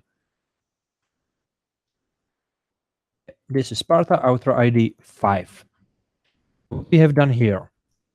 First, in type definitions, we have taken our query and added arguments here. They are added in a simple braces. You need to name them, all of them, and you need to provide the type of the specific argument you want to pass. Then I am in a resolver. I have just taken the args and console logged out them. That's everything. And in our query, I have named the query and added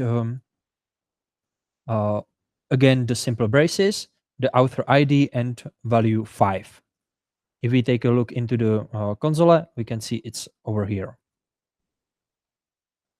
Let's try to use it.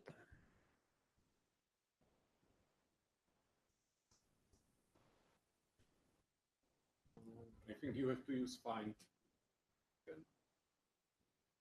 Find by ID. I'm going with the keys of the array. So values 0, 1, 2.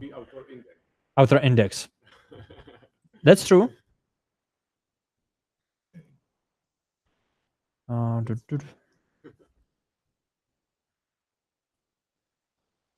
It's int or integer? I don't remember. We will see. It will yell at me. Author index. We probably don't need this. Let's refresh this one. This is not yelling. Excuse me? You have to rename it. Wouldn't it be okay to leave the name author ID as this? I didn't have to, but I think for clarity, it is better because I'm going to use this value as an index for the array for searching. So the values would be 0, 1, 2, the possible values. If it would be author ID, the expected value would be author -1, 2, 3. So that's only for clarity. And since I specified the integer value, it requires me to go without the braces. No. Author query dot something. Yeah. Just use 2. True. Yeah, that's better. I should probably put some validations over here so the values go only as expected, but this is very simple argument we can pass here. Let's put it here into the query variables. If you are using the HTTP protocol to pass your queries around, this will be serialized as a string and sent to the server. And next to the string, you can send object of any data you want. And that's specified in here. The GraphQL playground is putting these two like variables together and sending it to the server. But server expects that complex objects would be put on a side, because this is basically hard-coded value. This would be hard-coded on my front-end application code. And if I want to make it dynamic, I need to do it somehow. So I need to extend the test query to accept some variables. The variables are starting with a $sign, and this will be author index variable. It will be of type int. Now it is telling me that author index variable is not used. I will define it here in query variables.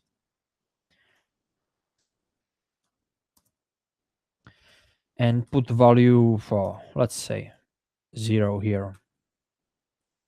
Sorry. I'm so used to go with Control S after every few lines, so I'm trying to save the HTML document.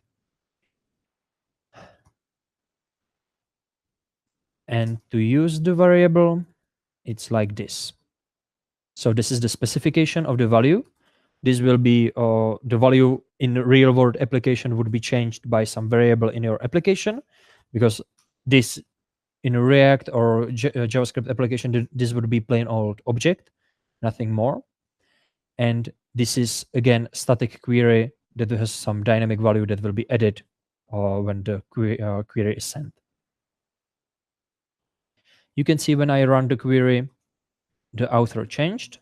If I go with 2, it's again David Weber.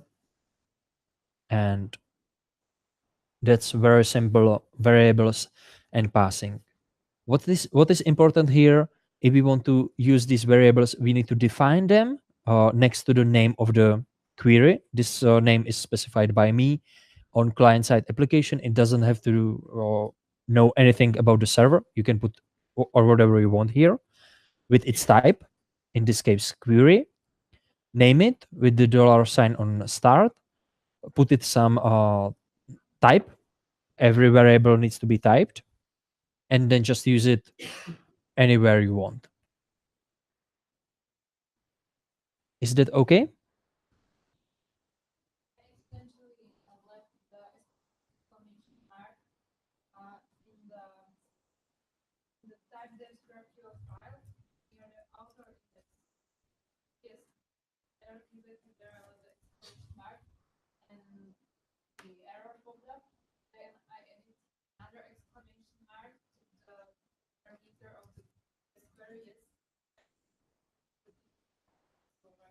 Yep.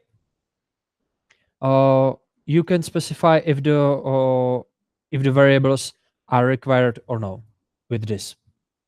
And if you are passing the variables around in this way, you need to specify the same way here.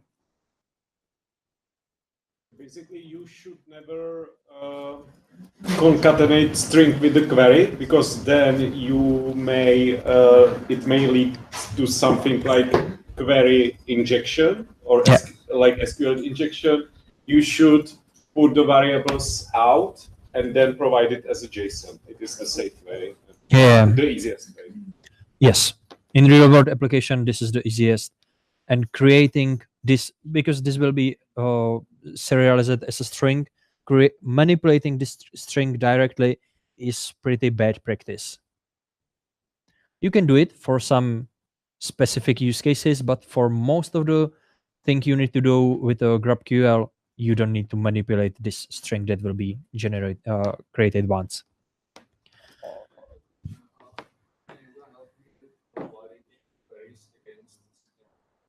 One more time, please.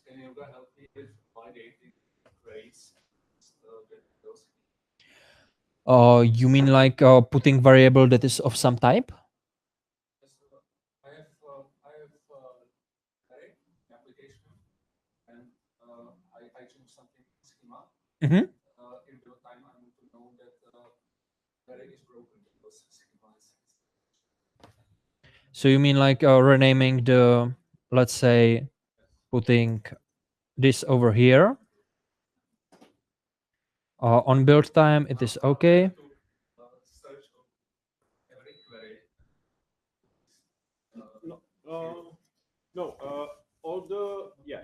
You can introspect GraphQL in all GraphQL servers, because you can create GraphQL query that will introspect what is possible, the whole schema of the database. This is what, if you click on the schema tab, it will send GraphQL query into the database. And what you can do in your toolchain, you can have a script that will download this schema, and your toolchain then will check all the queries in your application. And it is possible. It is how it is done on most projects. My question was only if Yoga can do it for me. What you can do, introspection is out of box there.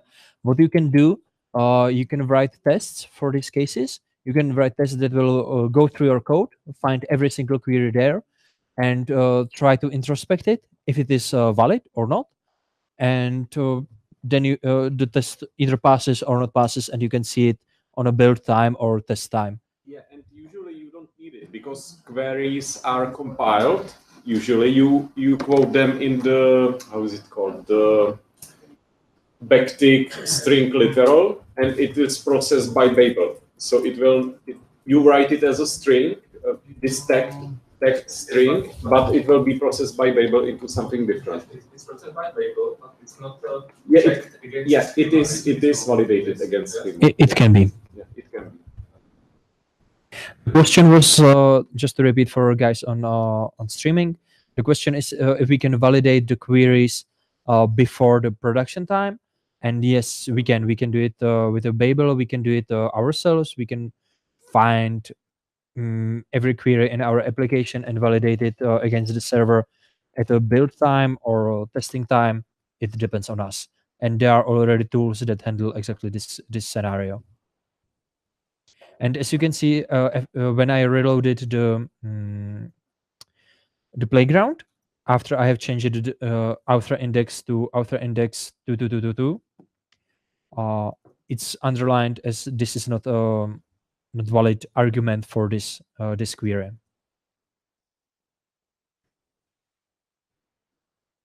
Okay, I think that's all for now, and we should go to the Prisma. We are kind of running out of time. We have only half of hour in the end. So let's go to the Prisma. Let's start our Prisma server. Why do you don't like me? Okay. So for that, I'm going to stop our developed server that we have developed right now. I'm going to send the code there. If there are some significant changes, yeah, they are.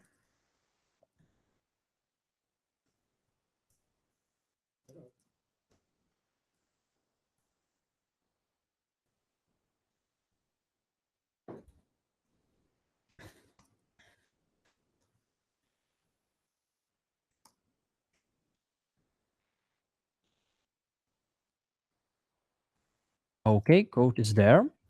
And now we want to start our new Prisma server. The Prisma will generate a lot of stuff for us. And the initial command, if I am not mistaken, sorry for the mess.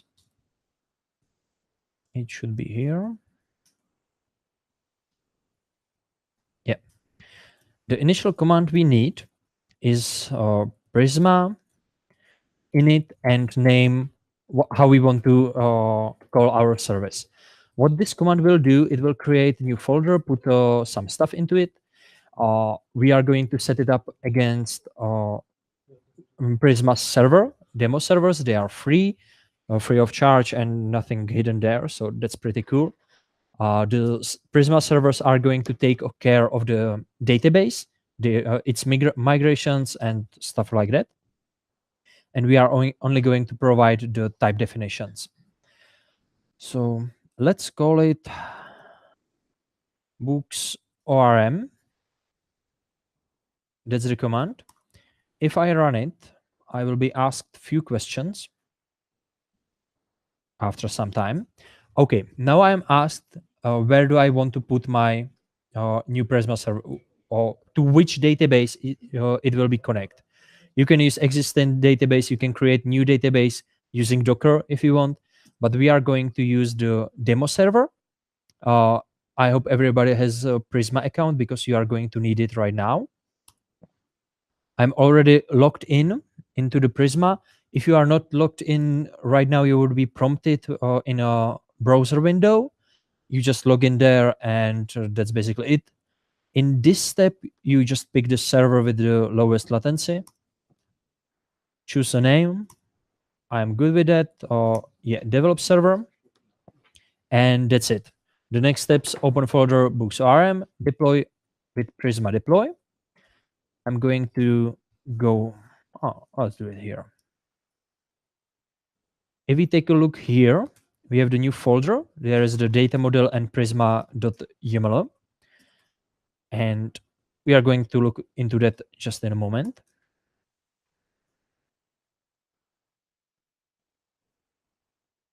Everybody got this command and to the state where I am, the Prisma init books ORM.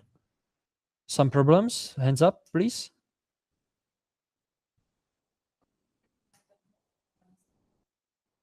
In that case, npm Yeah, it was in the, I don't remember the command from head.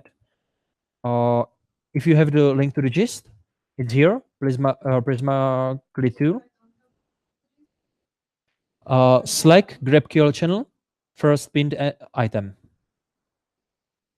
And there is the install command, npm install gprisma, and the Prisma init hello world. What is here is basically what we are doing right now with Prisma init books ORM.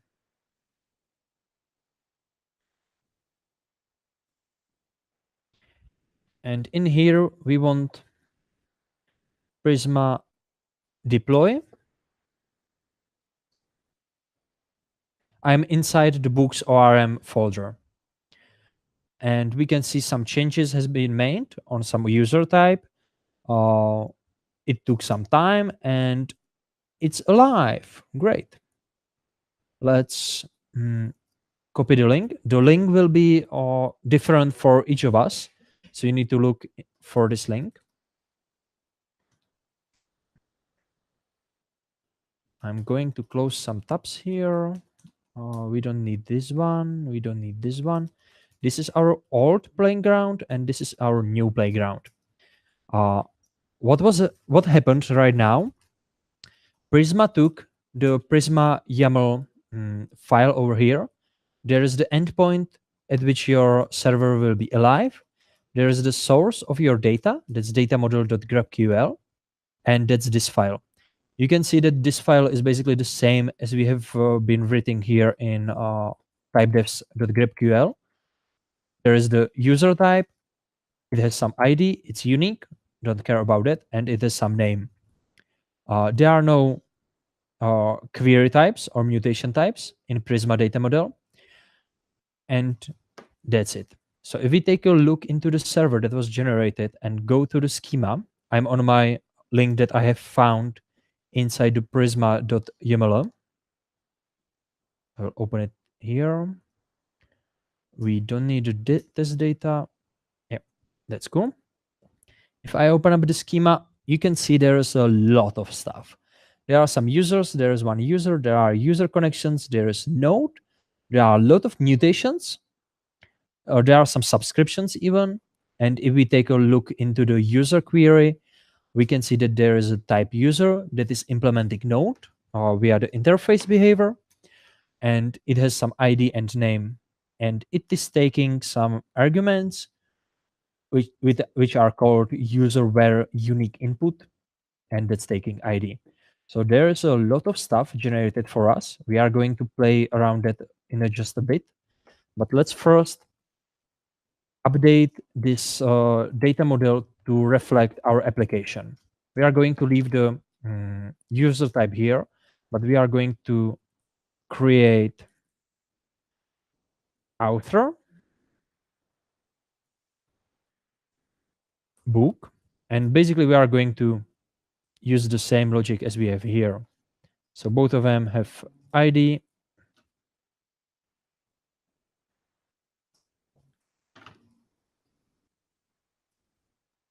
Author has name, which is of type string. And in the end, I can just copy paste most of the stuff here.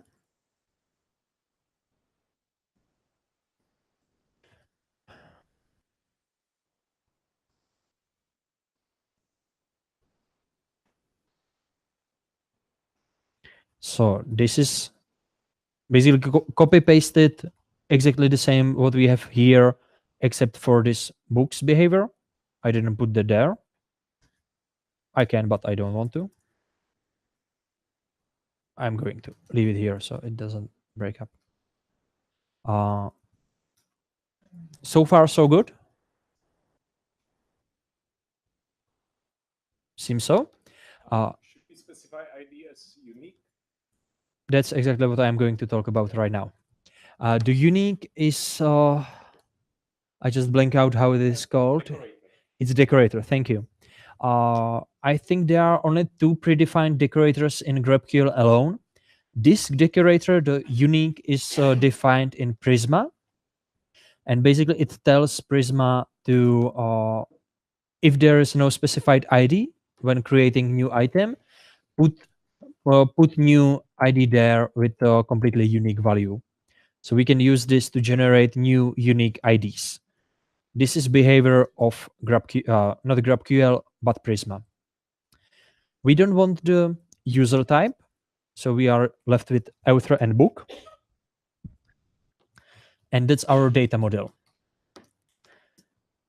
There is no query type that is required for ordinary GraphQL servers, because this is not a one-to-one GraphQL definition. This is only a document written in schema definition language, and Prisma uses it on its own way, which is with 98% similar to the regular GraphQL server, but the difference is the query type is not needed because it will be generated by Prisma.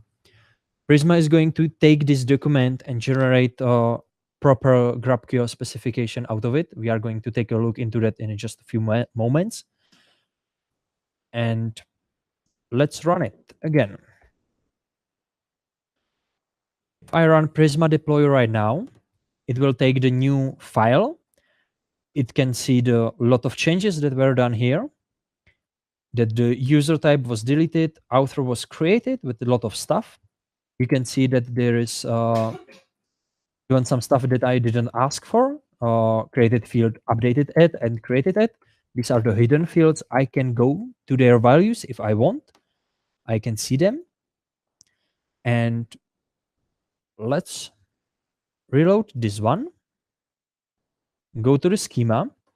And we have the books. We have the authors, book, author, books connection, author connection. Okay, that's pretty cool. Let's try to run it. Let's get one book. Not one book. Let's get books. It will be a bit simpler with name and description. Let's prettify this, run it, and nothing. Because the Prisma database that was just created a few minutes ago doesn't have any data, so we need to create the data for it. So let's do that. Mutation.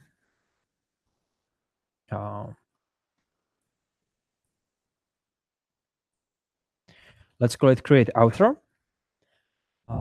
Let's use create author mutation here.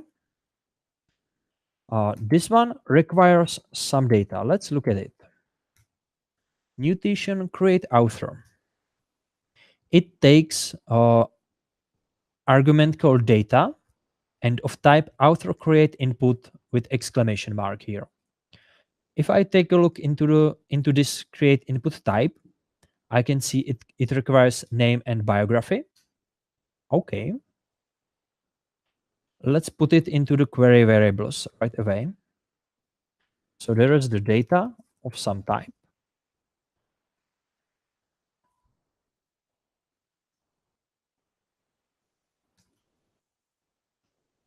Let's create variable called new author with a $sign on start of type, which I will copy paste from here. Author create input because this is the required type over here. This to the side so you can see it. We are going to use the variable over here. And now it requires from me to specify which fields I want to return. Every mutation requires us to specify which fields of the object we are going to get we want to see, because mutations returns data too. So you are going to change the data and get some new data out of it. And now we need to specify this new author variable.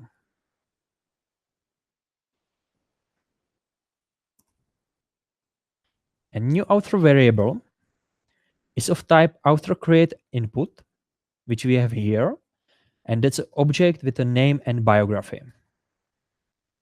So I'm going to put an object here.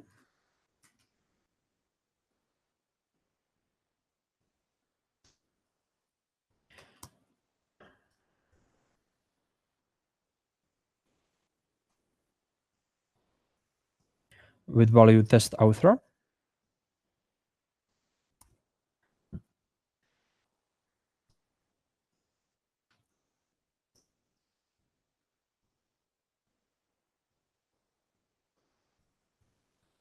And these are our variables.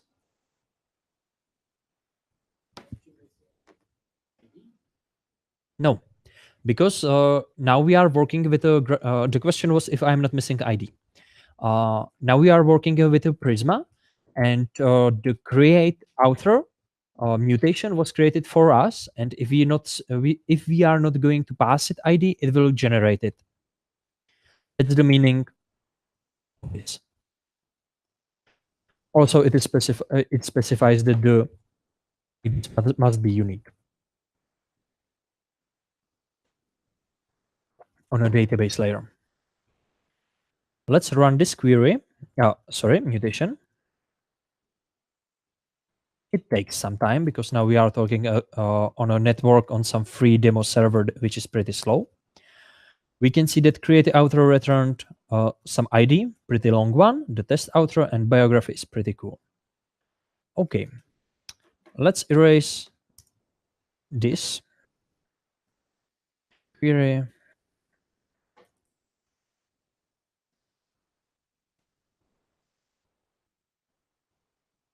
Why the piece of code you had there before didn't work? Oh, which one? Like curate the books and the name with description of the books. I don't know what you mean. Just type Ctrl and Y. You mean this one? This did work, but returned empty array because we have no books in our. Yeah, because we have created author, not a book. So I just erased it and list authors, and give us everything. Prettify, run, and we get it. If we want to create second testing author, we just do this.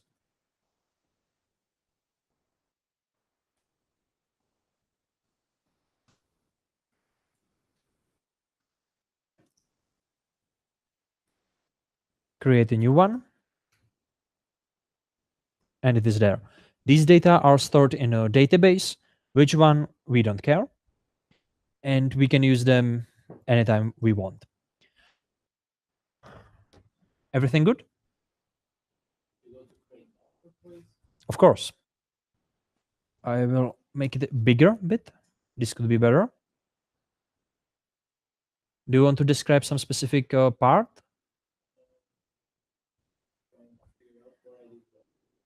Maybe expand it. Maybe you forgot the exclamation mark or something.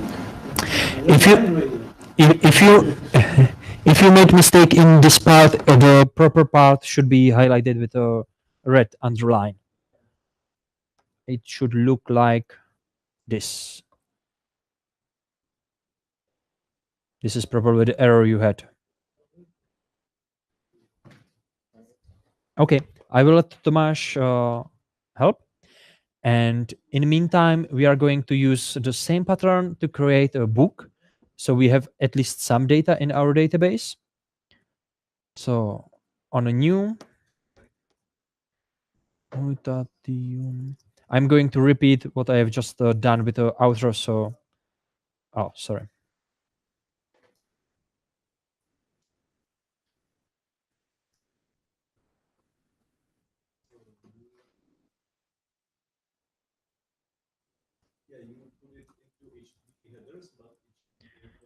New book. Create book would be of type book create input, which I will put here with the exclamation mark. Oh, sorry.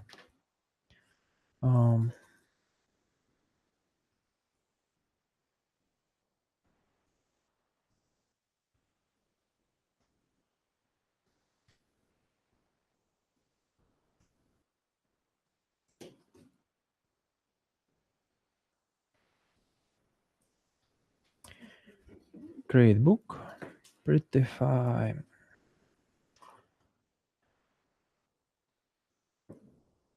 It is the book, and I want to get ID, name,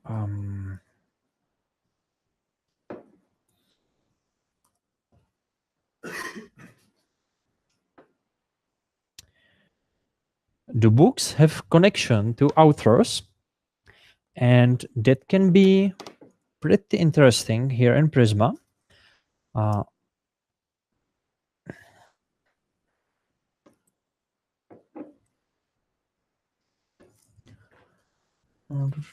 Why are not helping me? Oh, I'm in HTTP headers.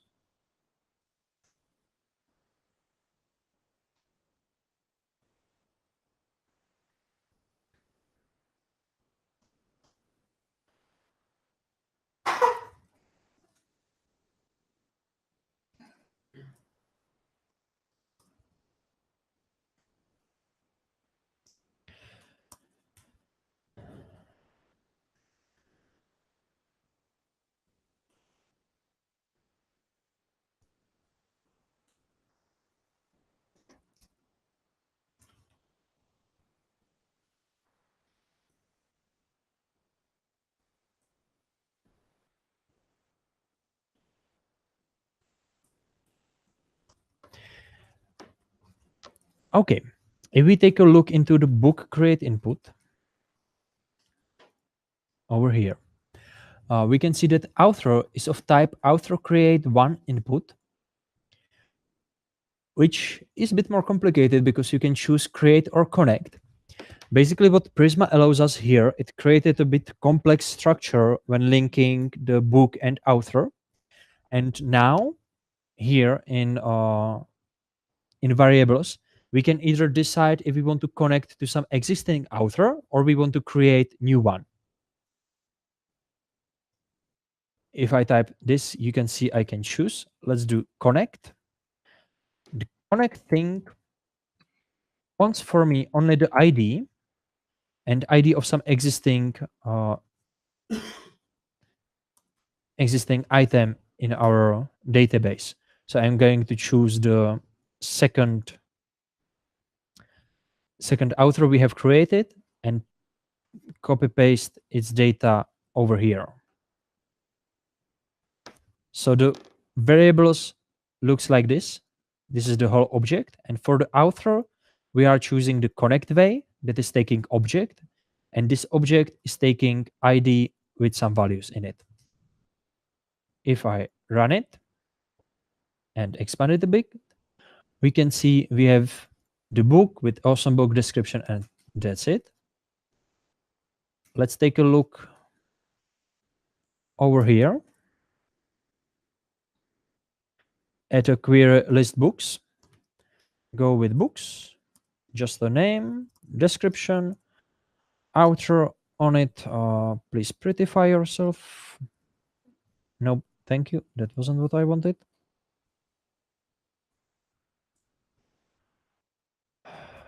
Like this. And we want name of the author. And now, if since I have two queries on the left side, I can pick which one I want to run. I want to list books. And we have the awesome book, it's awesome, and author second one. And the second one is the second author we wanted.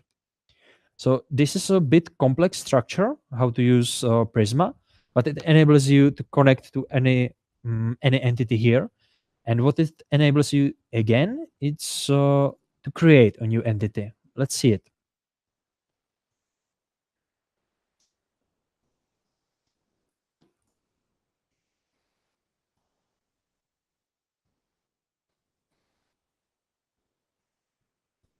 I will erase all the connect thingy here.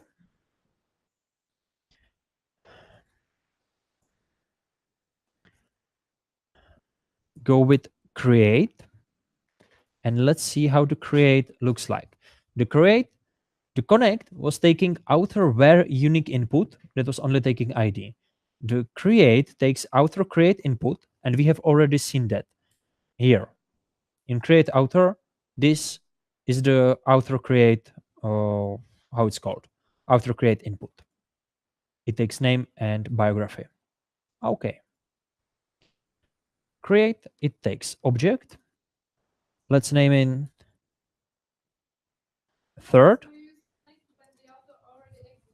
Exactly. You are connecting to existing item in your database.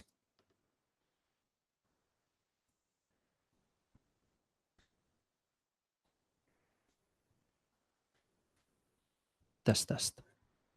So this is the create. The object is a bit more complex because I'm passing two values. Let's run it. We can see the book was created. And if I list all the books, we can see there's the second one with a new author. And if I list the authors, we can see the first one, second one, and the last is the third one with the name third and biography test, which was created here in variables. You can use this to create a lot of stuff in one request. If you want it or don't want it, that depends on the requirements of the application, but it is there, and writing all of these inputs and mutations by hand can be a tedious work. So pretty cool, this one. Everybody got it successfully? Okay. So we have the GraphQL server with books, with authors, with a lot of persistent data in them, like 6 elements or how many. And we can play with them. What we are going to do now, in last 12 minutes plus everything we want to give on top, is connect our Prisma database, Prisma ORM, to our already existing server. This one we've been writing here previously, and replace these resolvers with GraphQL Prisma bindings so we can call the database. That's our goal. For that, we are going to need some stuff. And now I'm going to need my test sheet because this is really hard to remember from head. I'm going to commit this data model GraphQL and Prisma.yaml.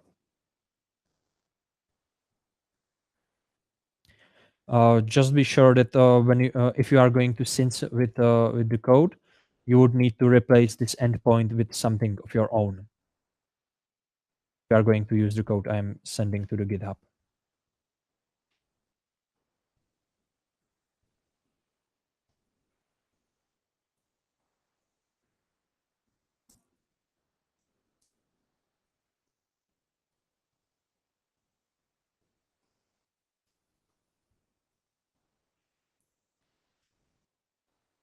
It's really important here, what we have just done. This is everything we needed to write to get all this functionality we've been playing on this playground. That's pretty important because the less code you write, the less errors you can make. So,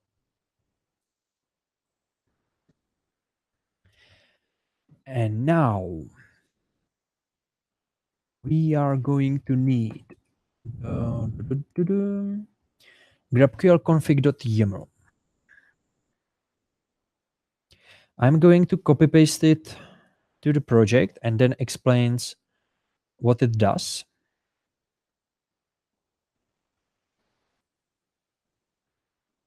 The name is GraphQL config.yaml. In it, you need to have the projects, two projects, app and Prisma. App, the schema path should point into your application schema.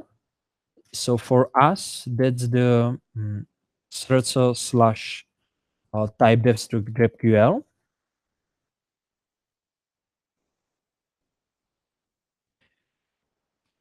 And endpoints default localhost 4000. That's good.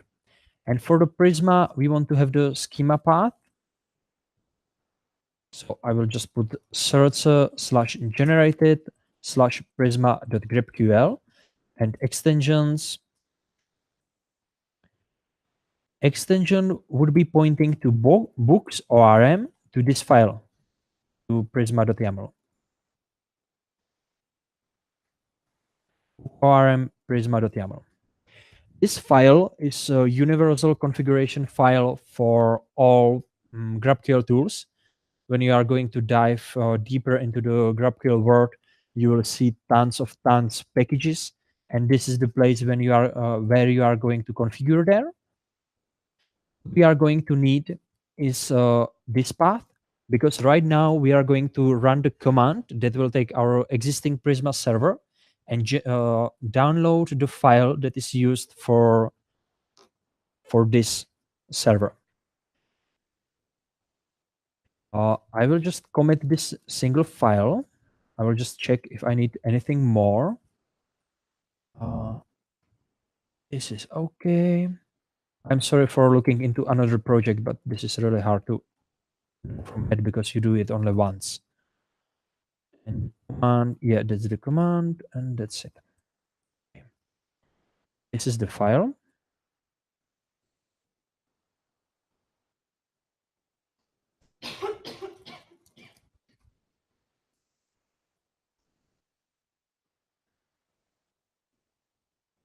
So the file is now on GitHub, so you can take a look into it, copy paste it if you want, and adapt it if you have any other names in here. Again, the meaning of the paths, the schema path should point to the typedefs.graphql we have already done. That's the first thing we have done today. The endpoints default localhost 4000, good for us. And in Prisma, you need to have the schema path that is pointing to the .searcher /generated /prisma.graphql. It will be generated. This is like target for the command that we are going to run in just a moment, and it will put it here. And extensions, what should be loaded. So this extension Prisma must look into the prisma.yaml file, which is over here. And this file is pointing us to the server and pointing us to the SDL definition we have written here. Okay? Yes. The last line, HTTP books. Thank you.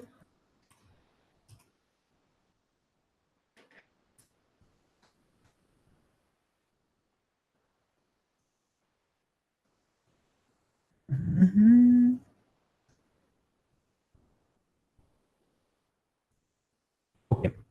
So the command we are going to need is,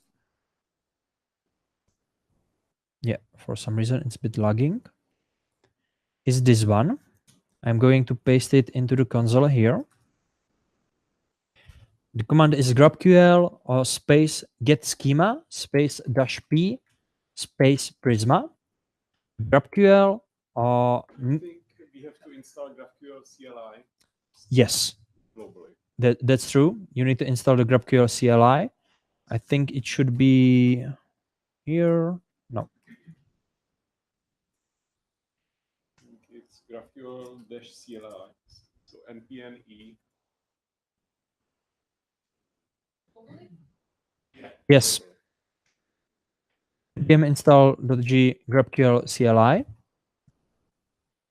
This is the command. Just a moment, I will leave this for everybody to have installed it.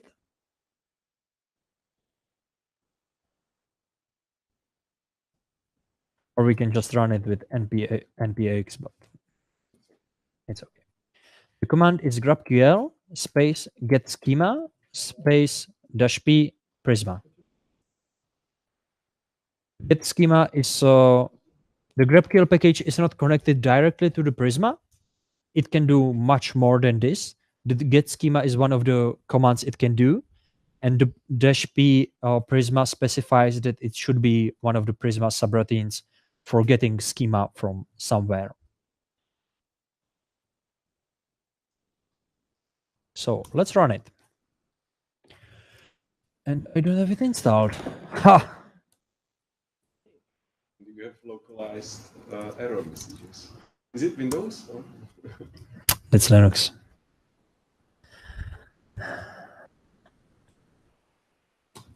Okay, I just used npx because why not? And now we have a new file here in a folder generated, the prisma.grapql.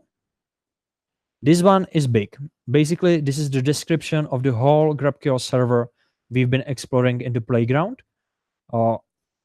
You can find the type query we've been missing in a data model.grapql. It is here. There are the subscriptions, or there should be somewhere the mutations over here, and all of the types we've been exploring, they are here. It's not that big, but at like 10 more types and it will get really, really big.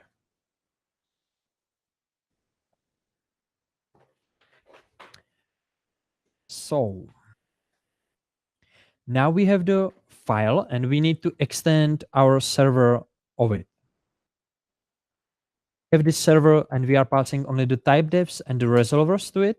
Now we want to extend the context, so the context knows of the GraphQL of the Prisma server behind it.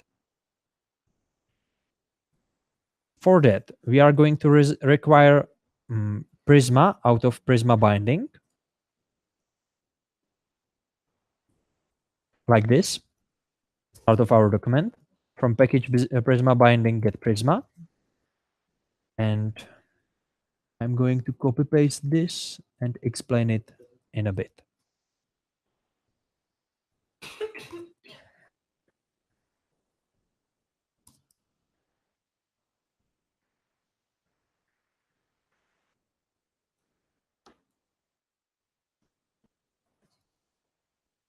So this is the import on top of the file without the comment, of course.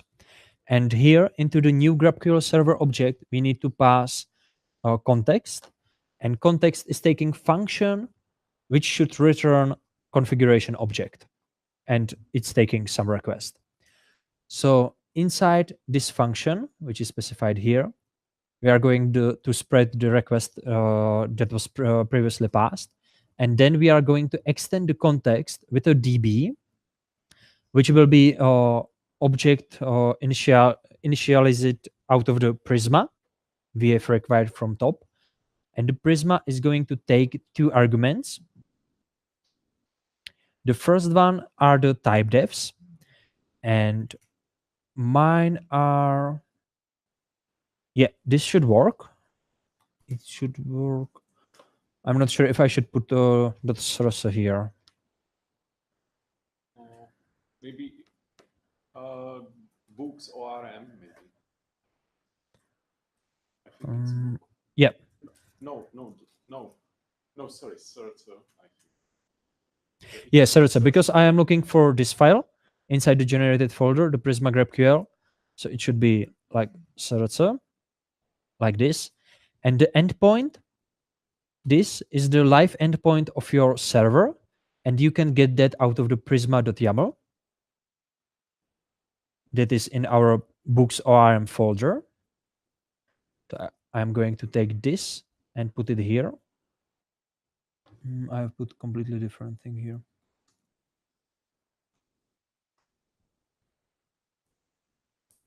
Prisma GraphQL. GraphQL config. You don't need to be here.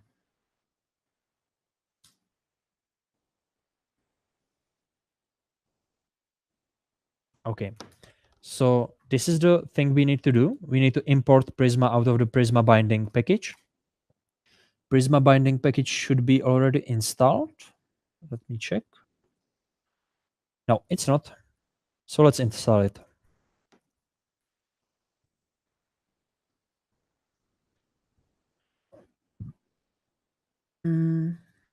We can add it to global scope, that doesn't matter. Theoretically, you can add Prisma binding as your development dependency because everything that Prisma binding will do, no, it will run. Yeah, it's runtime thing, so we need to use it. So just yarn add Prisma binding. Wait for it to complete.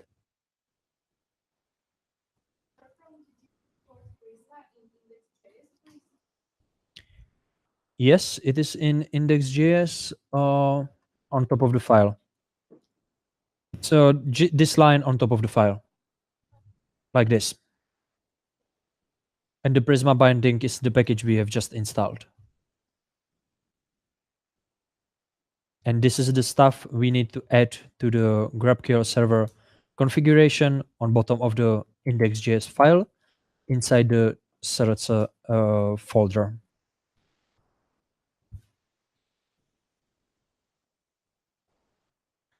Okay, let's try to run it.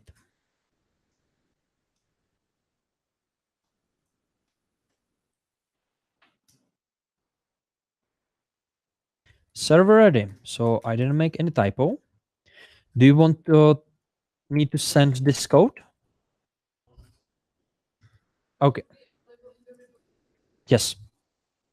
It's in the repository and you can copy paste from there. So I will just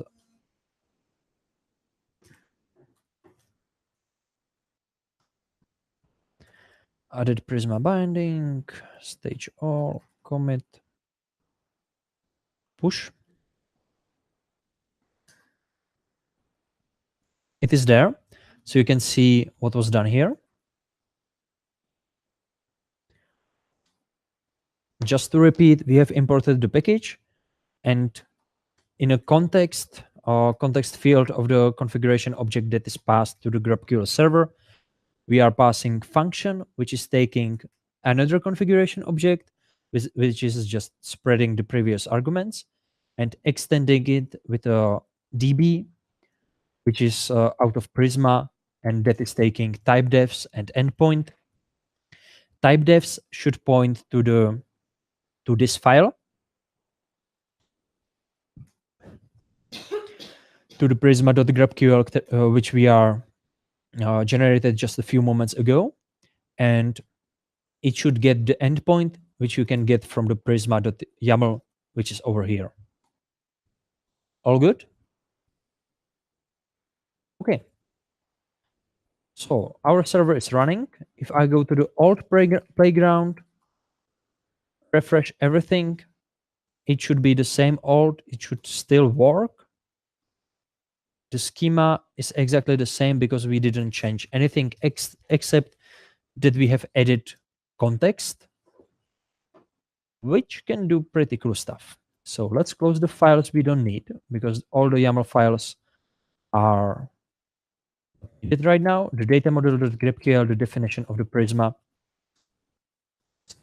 We need the index and we need the resolvers for this stuff.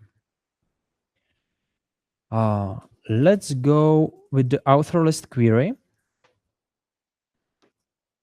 We are going to change this one. The root object we don't need, the arguments we don't need, but we need the context.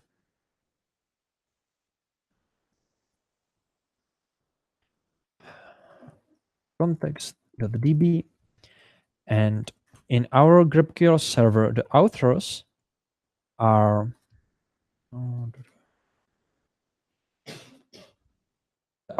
just authors. So it should be like this. Let me check.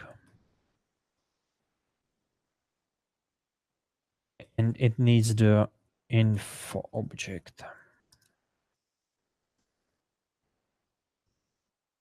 So the author list query was changed to return context.db.authors, and that is passing only the empty object and the info.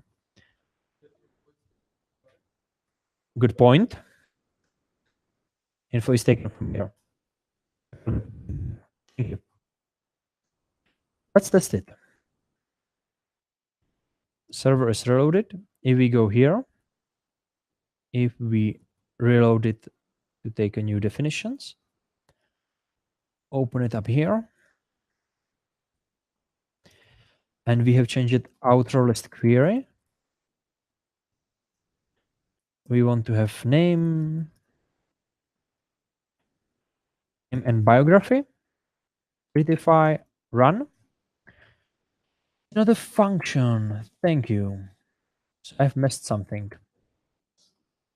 Yeah, I'm missing the query.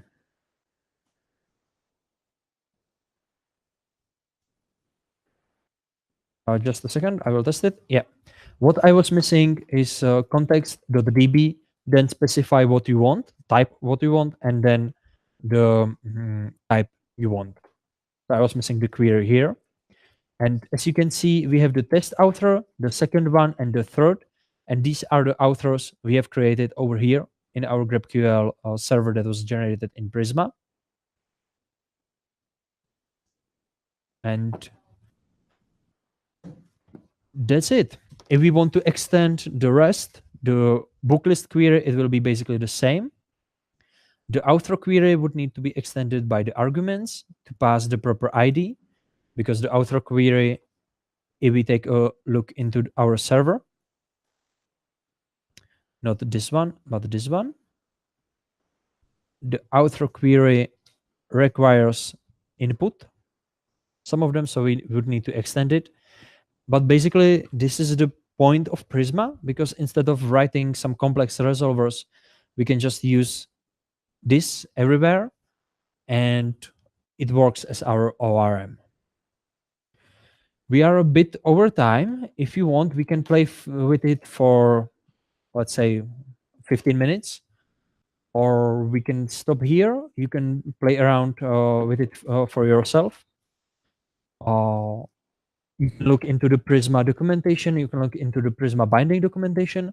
Basically, the rest of the queries would be very similar to what we have just written here in author list query. The mutation would be much interesting, because you need to pass the correct inputs and stuff like that. It depends on you. If you want to stay here, we can do it, let's say, until 1930, or we can call it a day. And this one?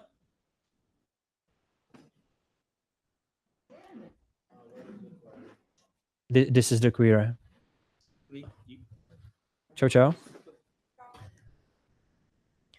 This is just a query code test with author list query and getting name and biography out of it.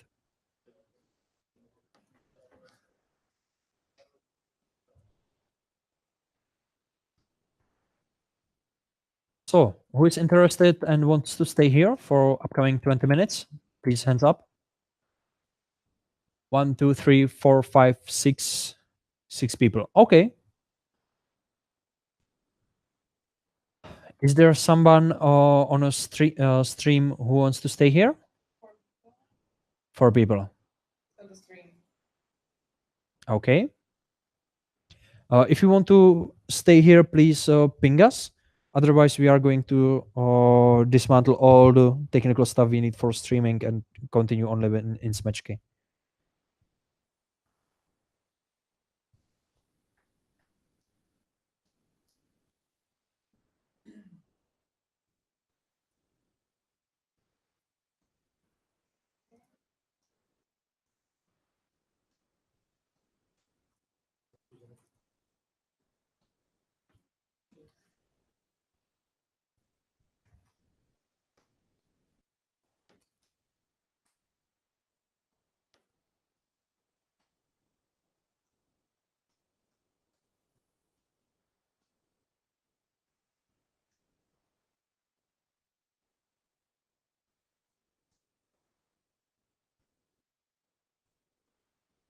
I'm going to prepare last. Okay, cool.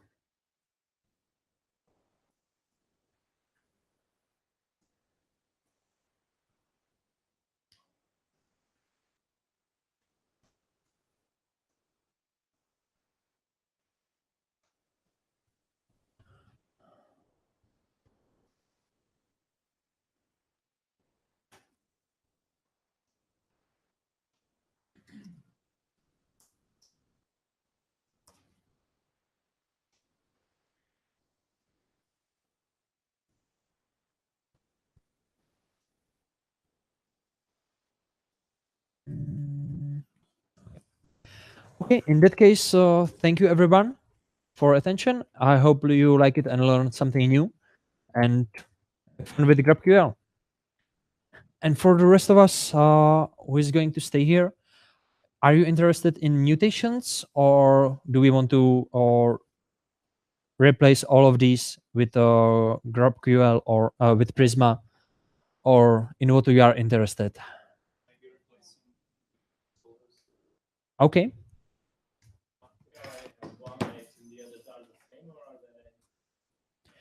I thought they are the same, but I have some error here, so we can resolve it. I was just trying to write a book list query over here, and for some reason it didn't work. Let me check here. Mutation recipe ingredients. It should work. Recipes, book list query, context DB query books.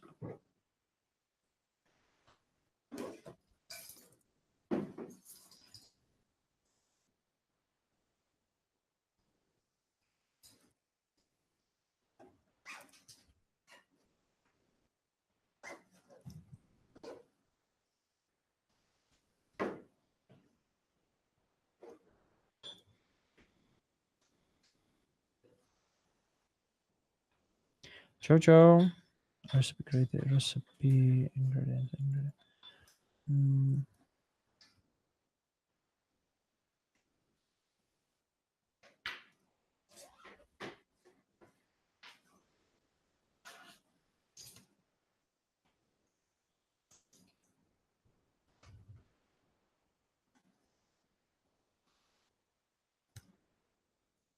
Okay, to be sure, I don't know why this query is not working. What I was trying to show you is that I just implemented really quickly the book list query, trying to get a list of the books and list of the authors associated with them. Ciao. But for some reason, yeah, I need to probably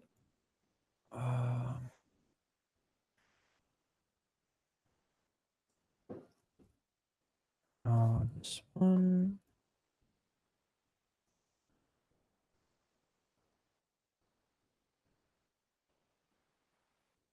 Yeah, I completely forgot that we have custom implemented resolver for the book that is trying to do it with the old JSON data we have here, and that was not working with the with the Prisma. But as you can see here, we have the book list query. We are getting the books, the authors with their names. Ciao. And that's, we can implement one of the single queries with the arguments. So we can see what is needed done to get, let's say, one author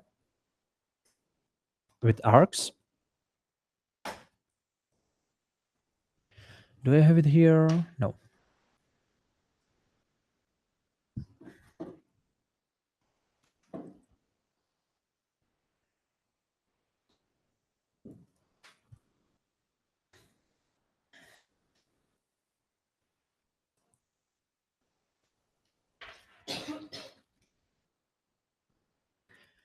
I have just rewritten the author query to use the context.db.query.author with empty object and info. It should yell at me, and it will most probably. Let's put it here. Single author, and we want author query. Let's go with just a name.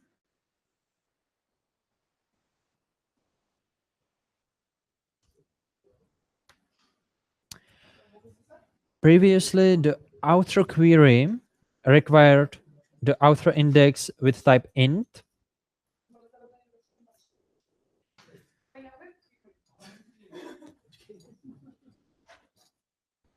There are some lost keys and stuff like that. And I have... Můžete prosím zavřít ty dveře? Previously, what was here was the author query with the author index int that was from the start of the project. We don't want that now, so I have removed it.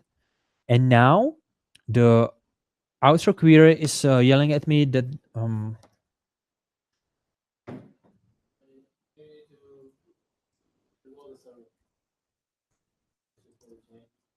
yeah. Let's reload this one too. Yeah, now it's okay. But if I run it, it will yell at me. If I run single outro, context is not defined. Yeah.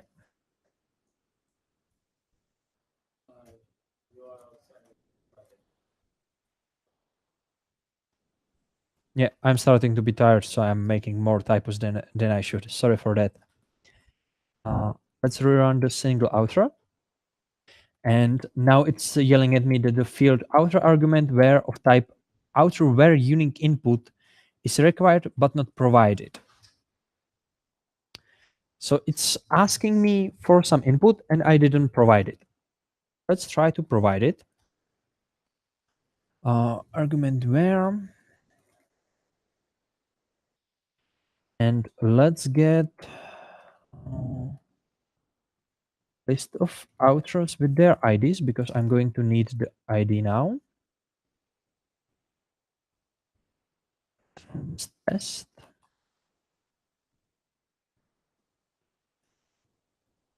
Yeah.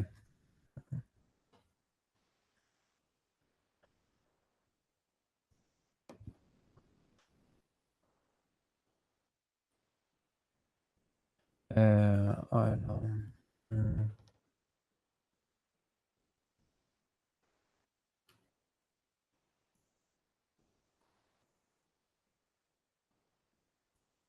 Okay, this is the list IDs I wanted. Now I need to tell our server that this query is taking some input.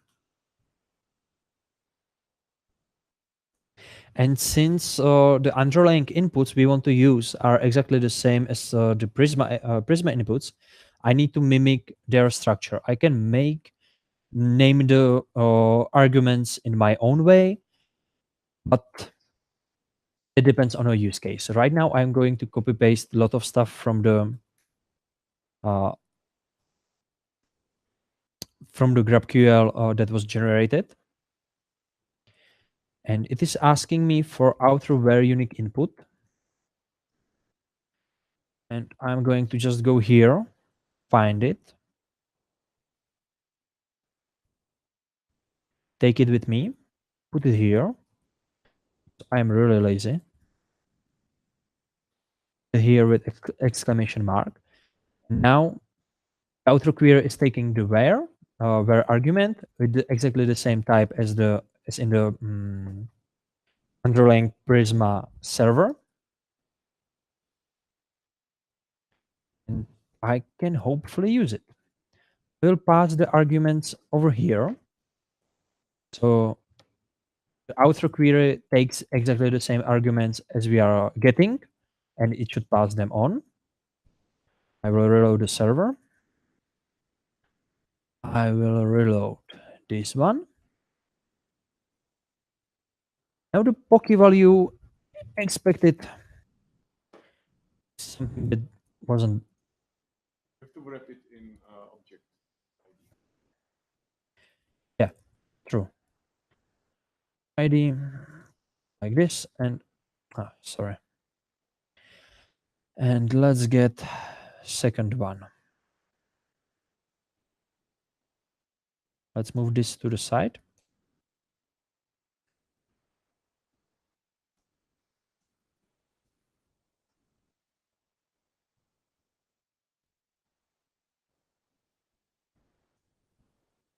So this is the argument passing. It's tedious sometimes, but on the other hand, Prisma is generating a lot of where inputs and other inputs you can pass there, and not every single one of them you will need.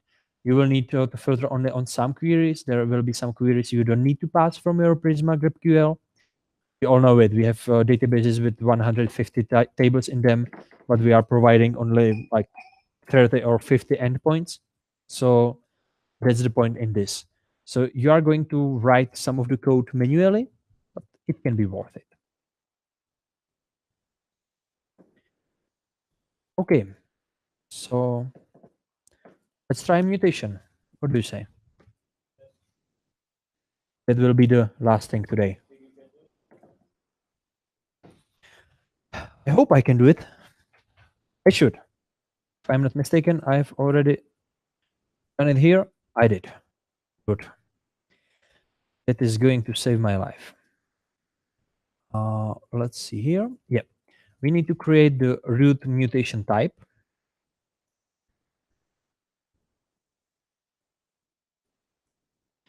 Type mutation. What we are going to create, new outro, for example.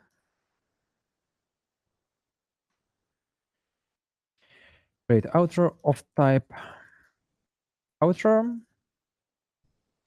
But this requires to create input the arguments, and yeah. Let's take a look into the Prisma, how it does it. Let's find a mutation create outro. It's taking the data attribute of outro create input, specified here with name and biography. That's it. And it returns ID name biography. So we are going to take the outro create input from here.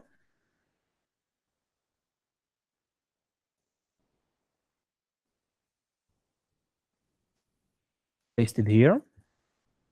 Add argument data with outro create input here. And it should be for the definition all. Yes, that's all. Now we need to implement the resolver for it. I will erase these old resolvers because we don't need them. Book list, book query will be in the end the same as the outer query. So let's skip it for now. Create the mutation. We've called it create outer.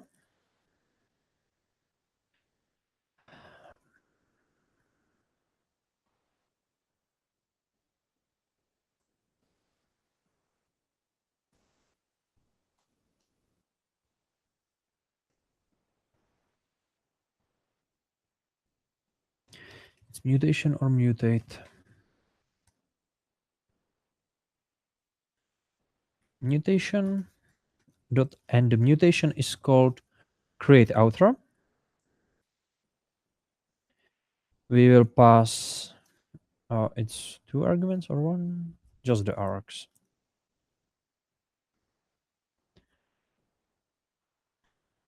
So this is the mutation we need. Create outro again, context.db, the mutation instead of a query, name of the mutation we want to use. We have got that here. Pass the arguments there, and that should be it.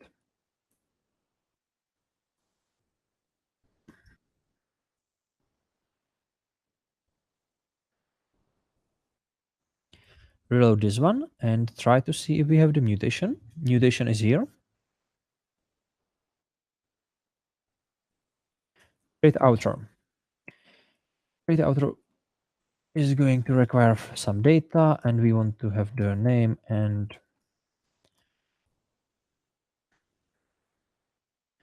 name biography. And input is data, and I guess we can probably pass it throughout the query.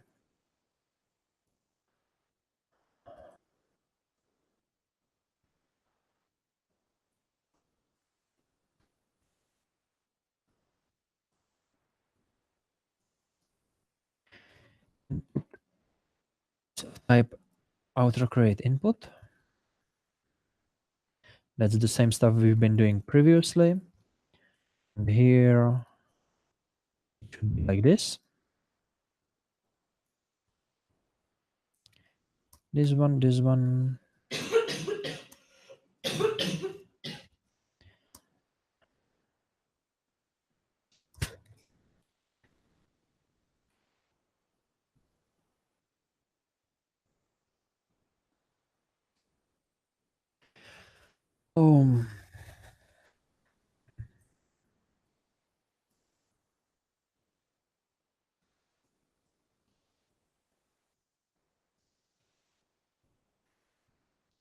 With just like this.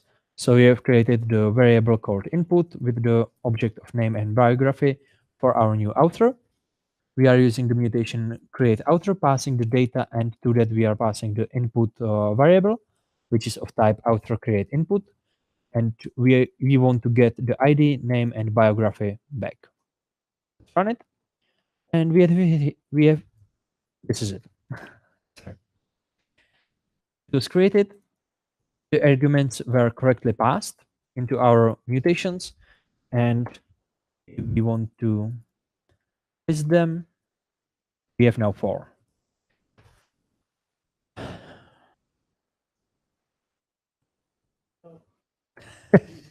Thank you. Okay. Yeah, sure. I can commit the code.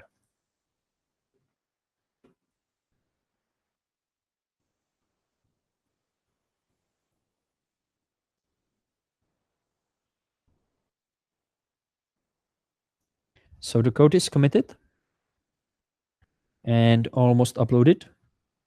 Cool. And I would say that's it for today. Thank you very much for attention.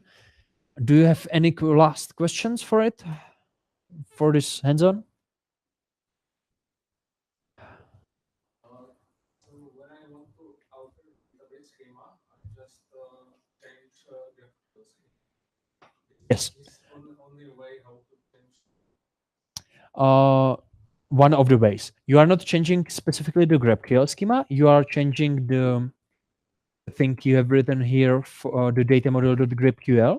This is not specifically the GraphQL schema. It's written in same language, so it looks almost the same. That's the point of it. And yes, if in this way, how to use Prisma, this is the only way how to mutate the database. But what you can do, you can specify that you don't want to use pre-built database from Prisma, but you want to provide your own. And in that case, you are managing the mutations on your own. You can do the forward, backward mutations as you want, as you like. That's one of the ways. As I see it, the Prisma library right now, I can see it as a really good tool for fast prototyping and pet projects, because with this you can create new API with persistent data in minutes. In the end, it's possible.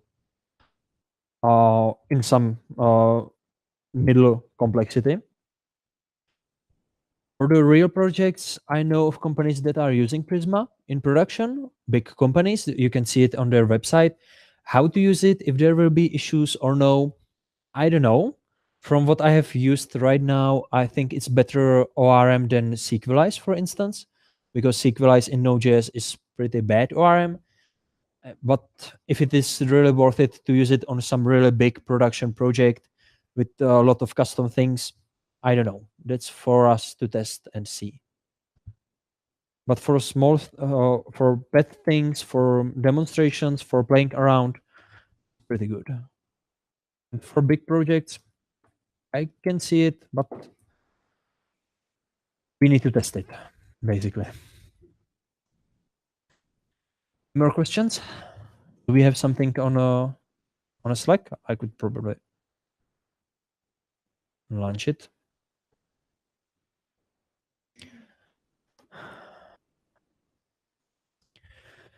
Okay, guys, thank you for attention. Hope you learned something new and you enjoyed the time we've been together here. And have fun coding GraphQL servers.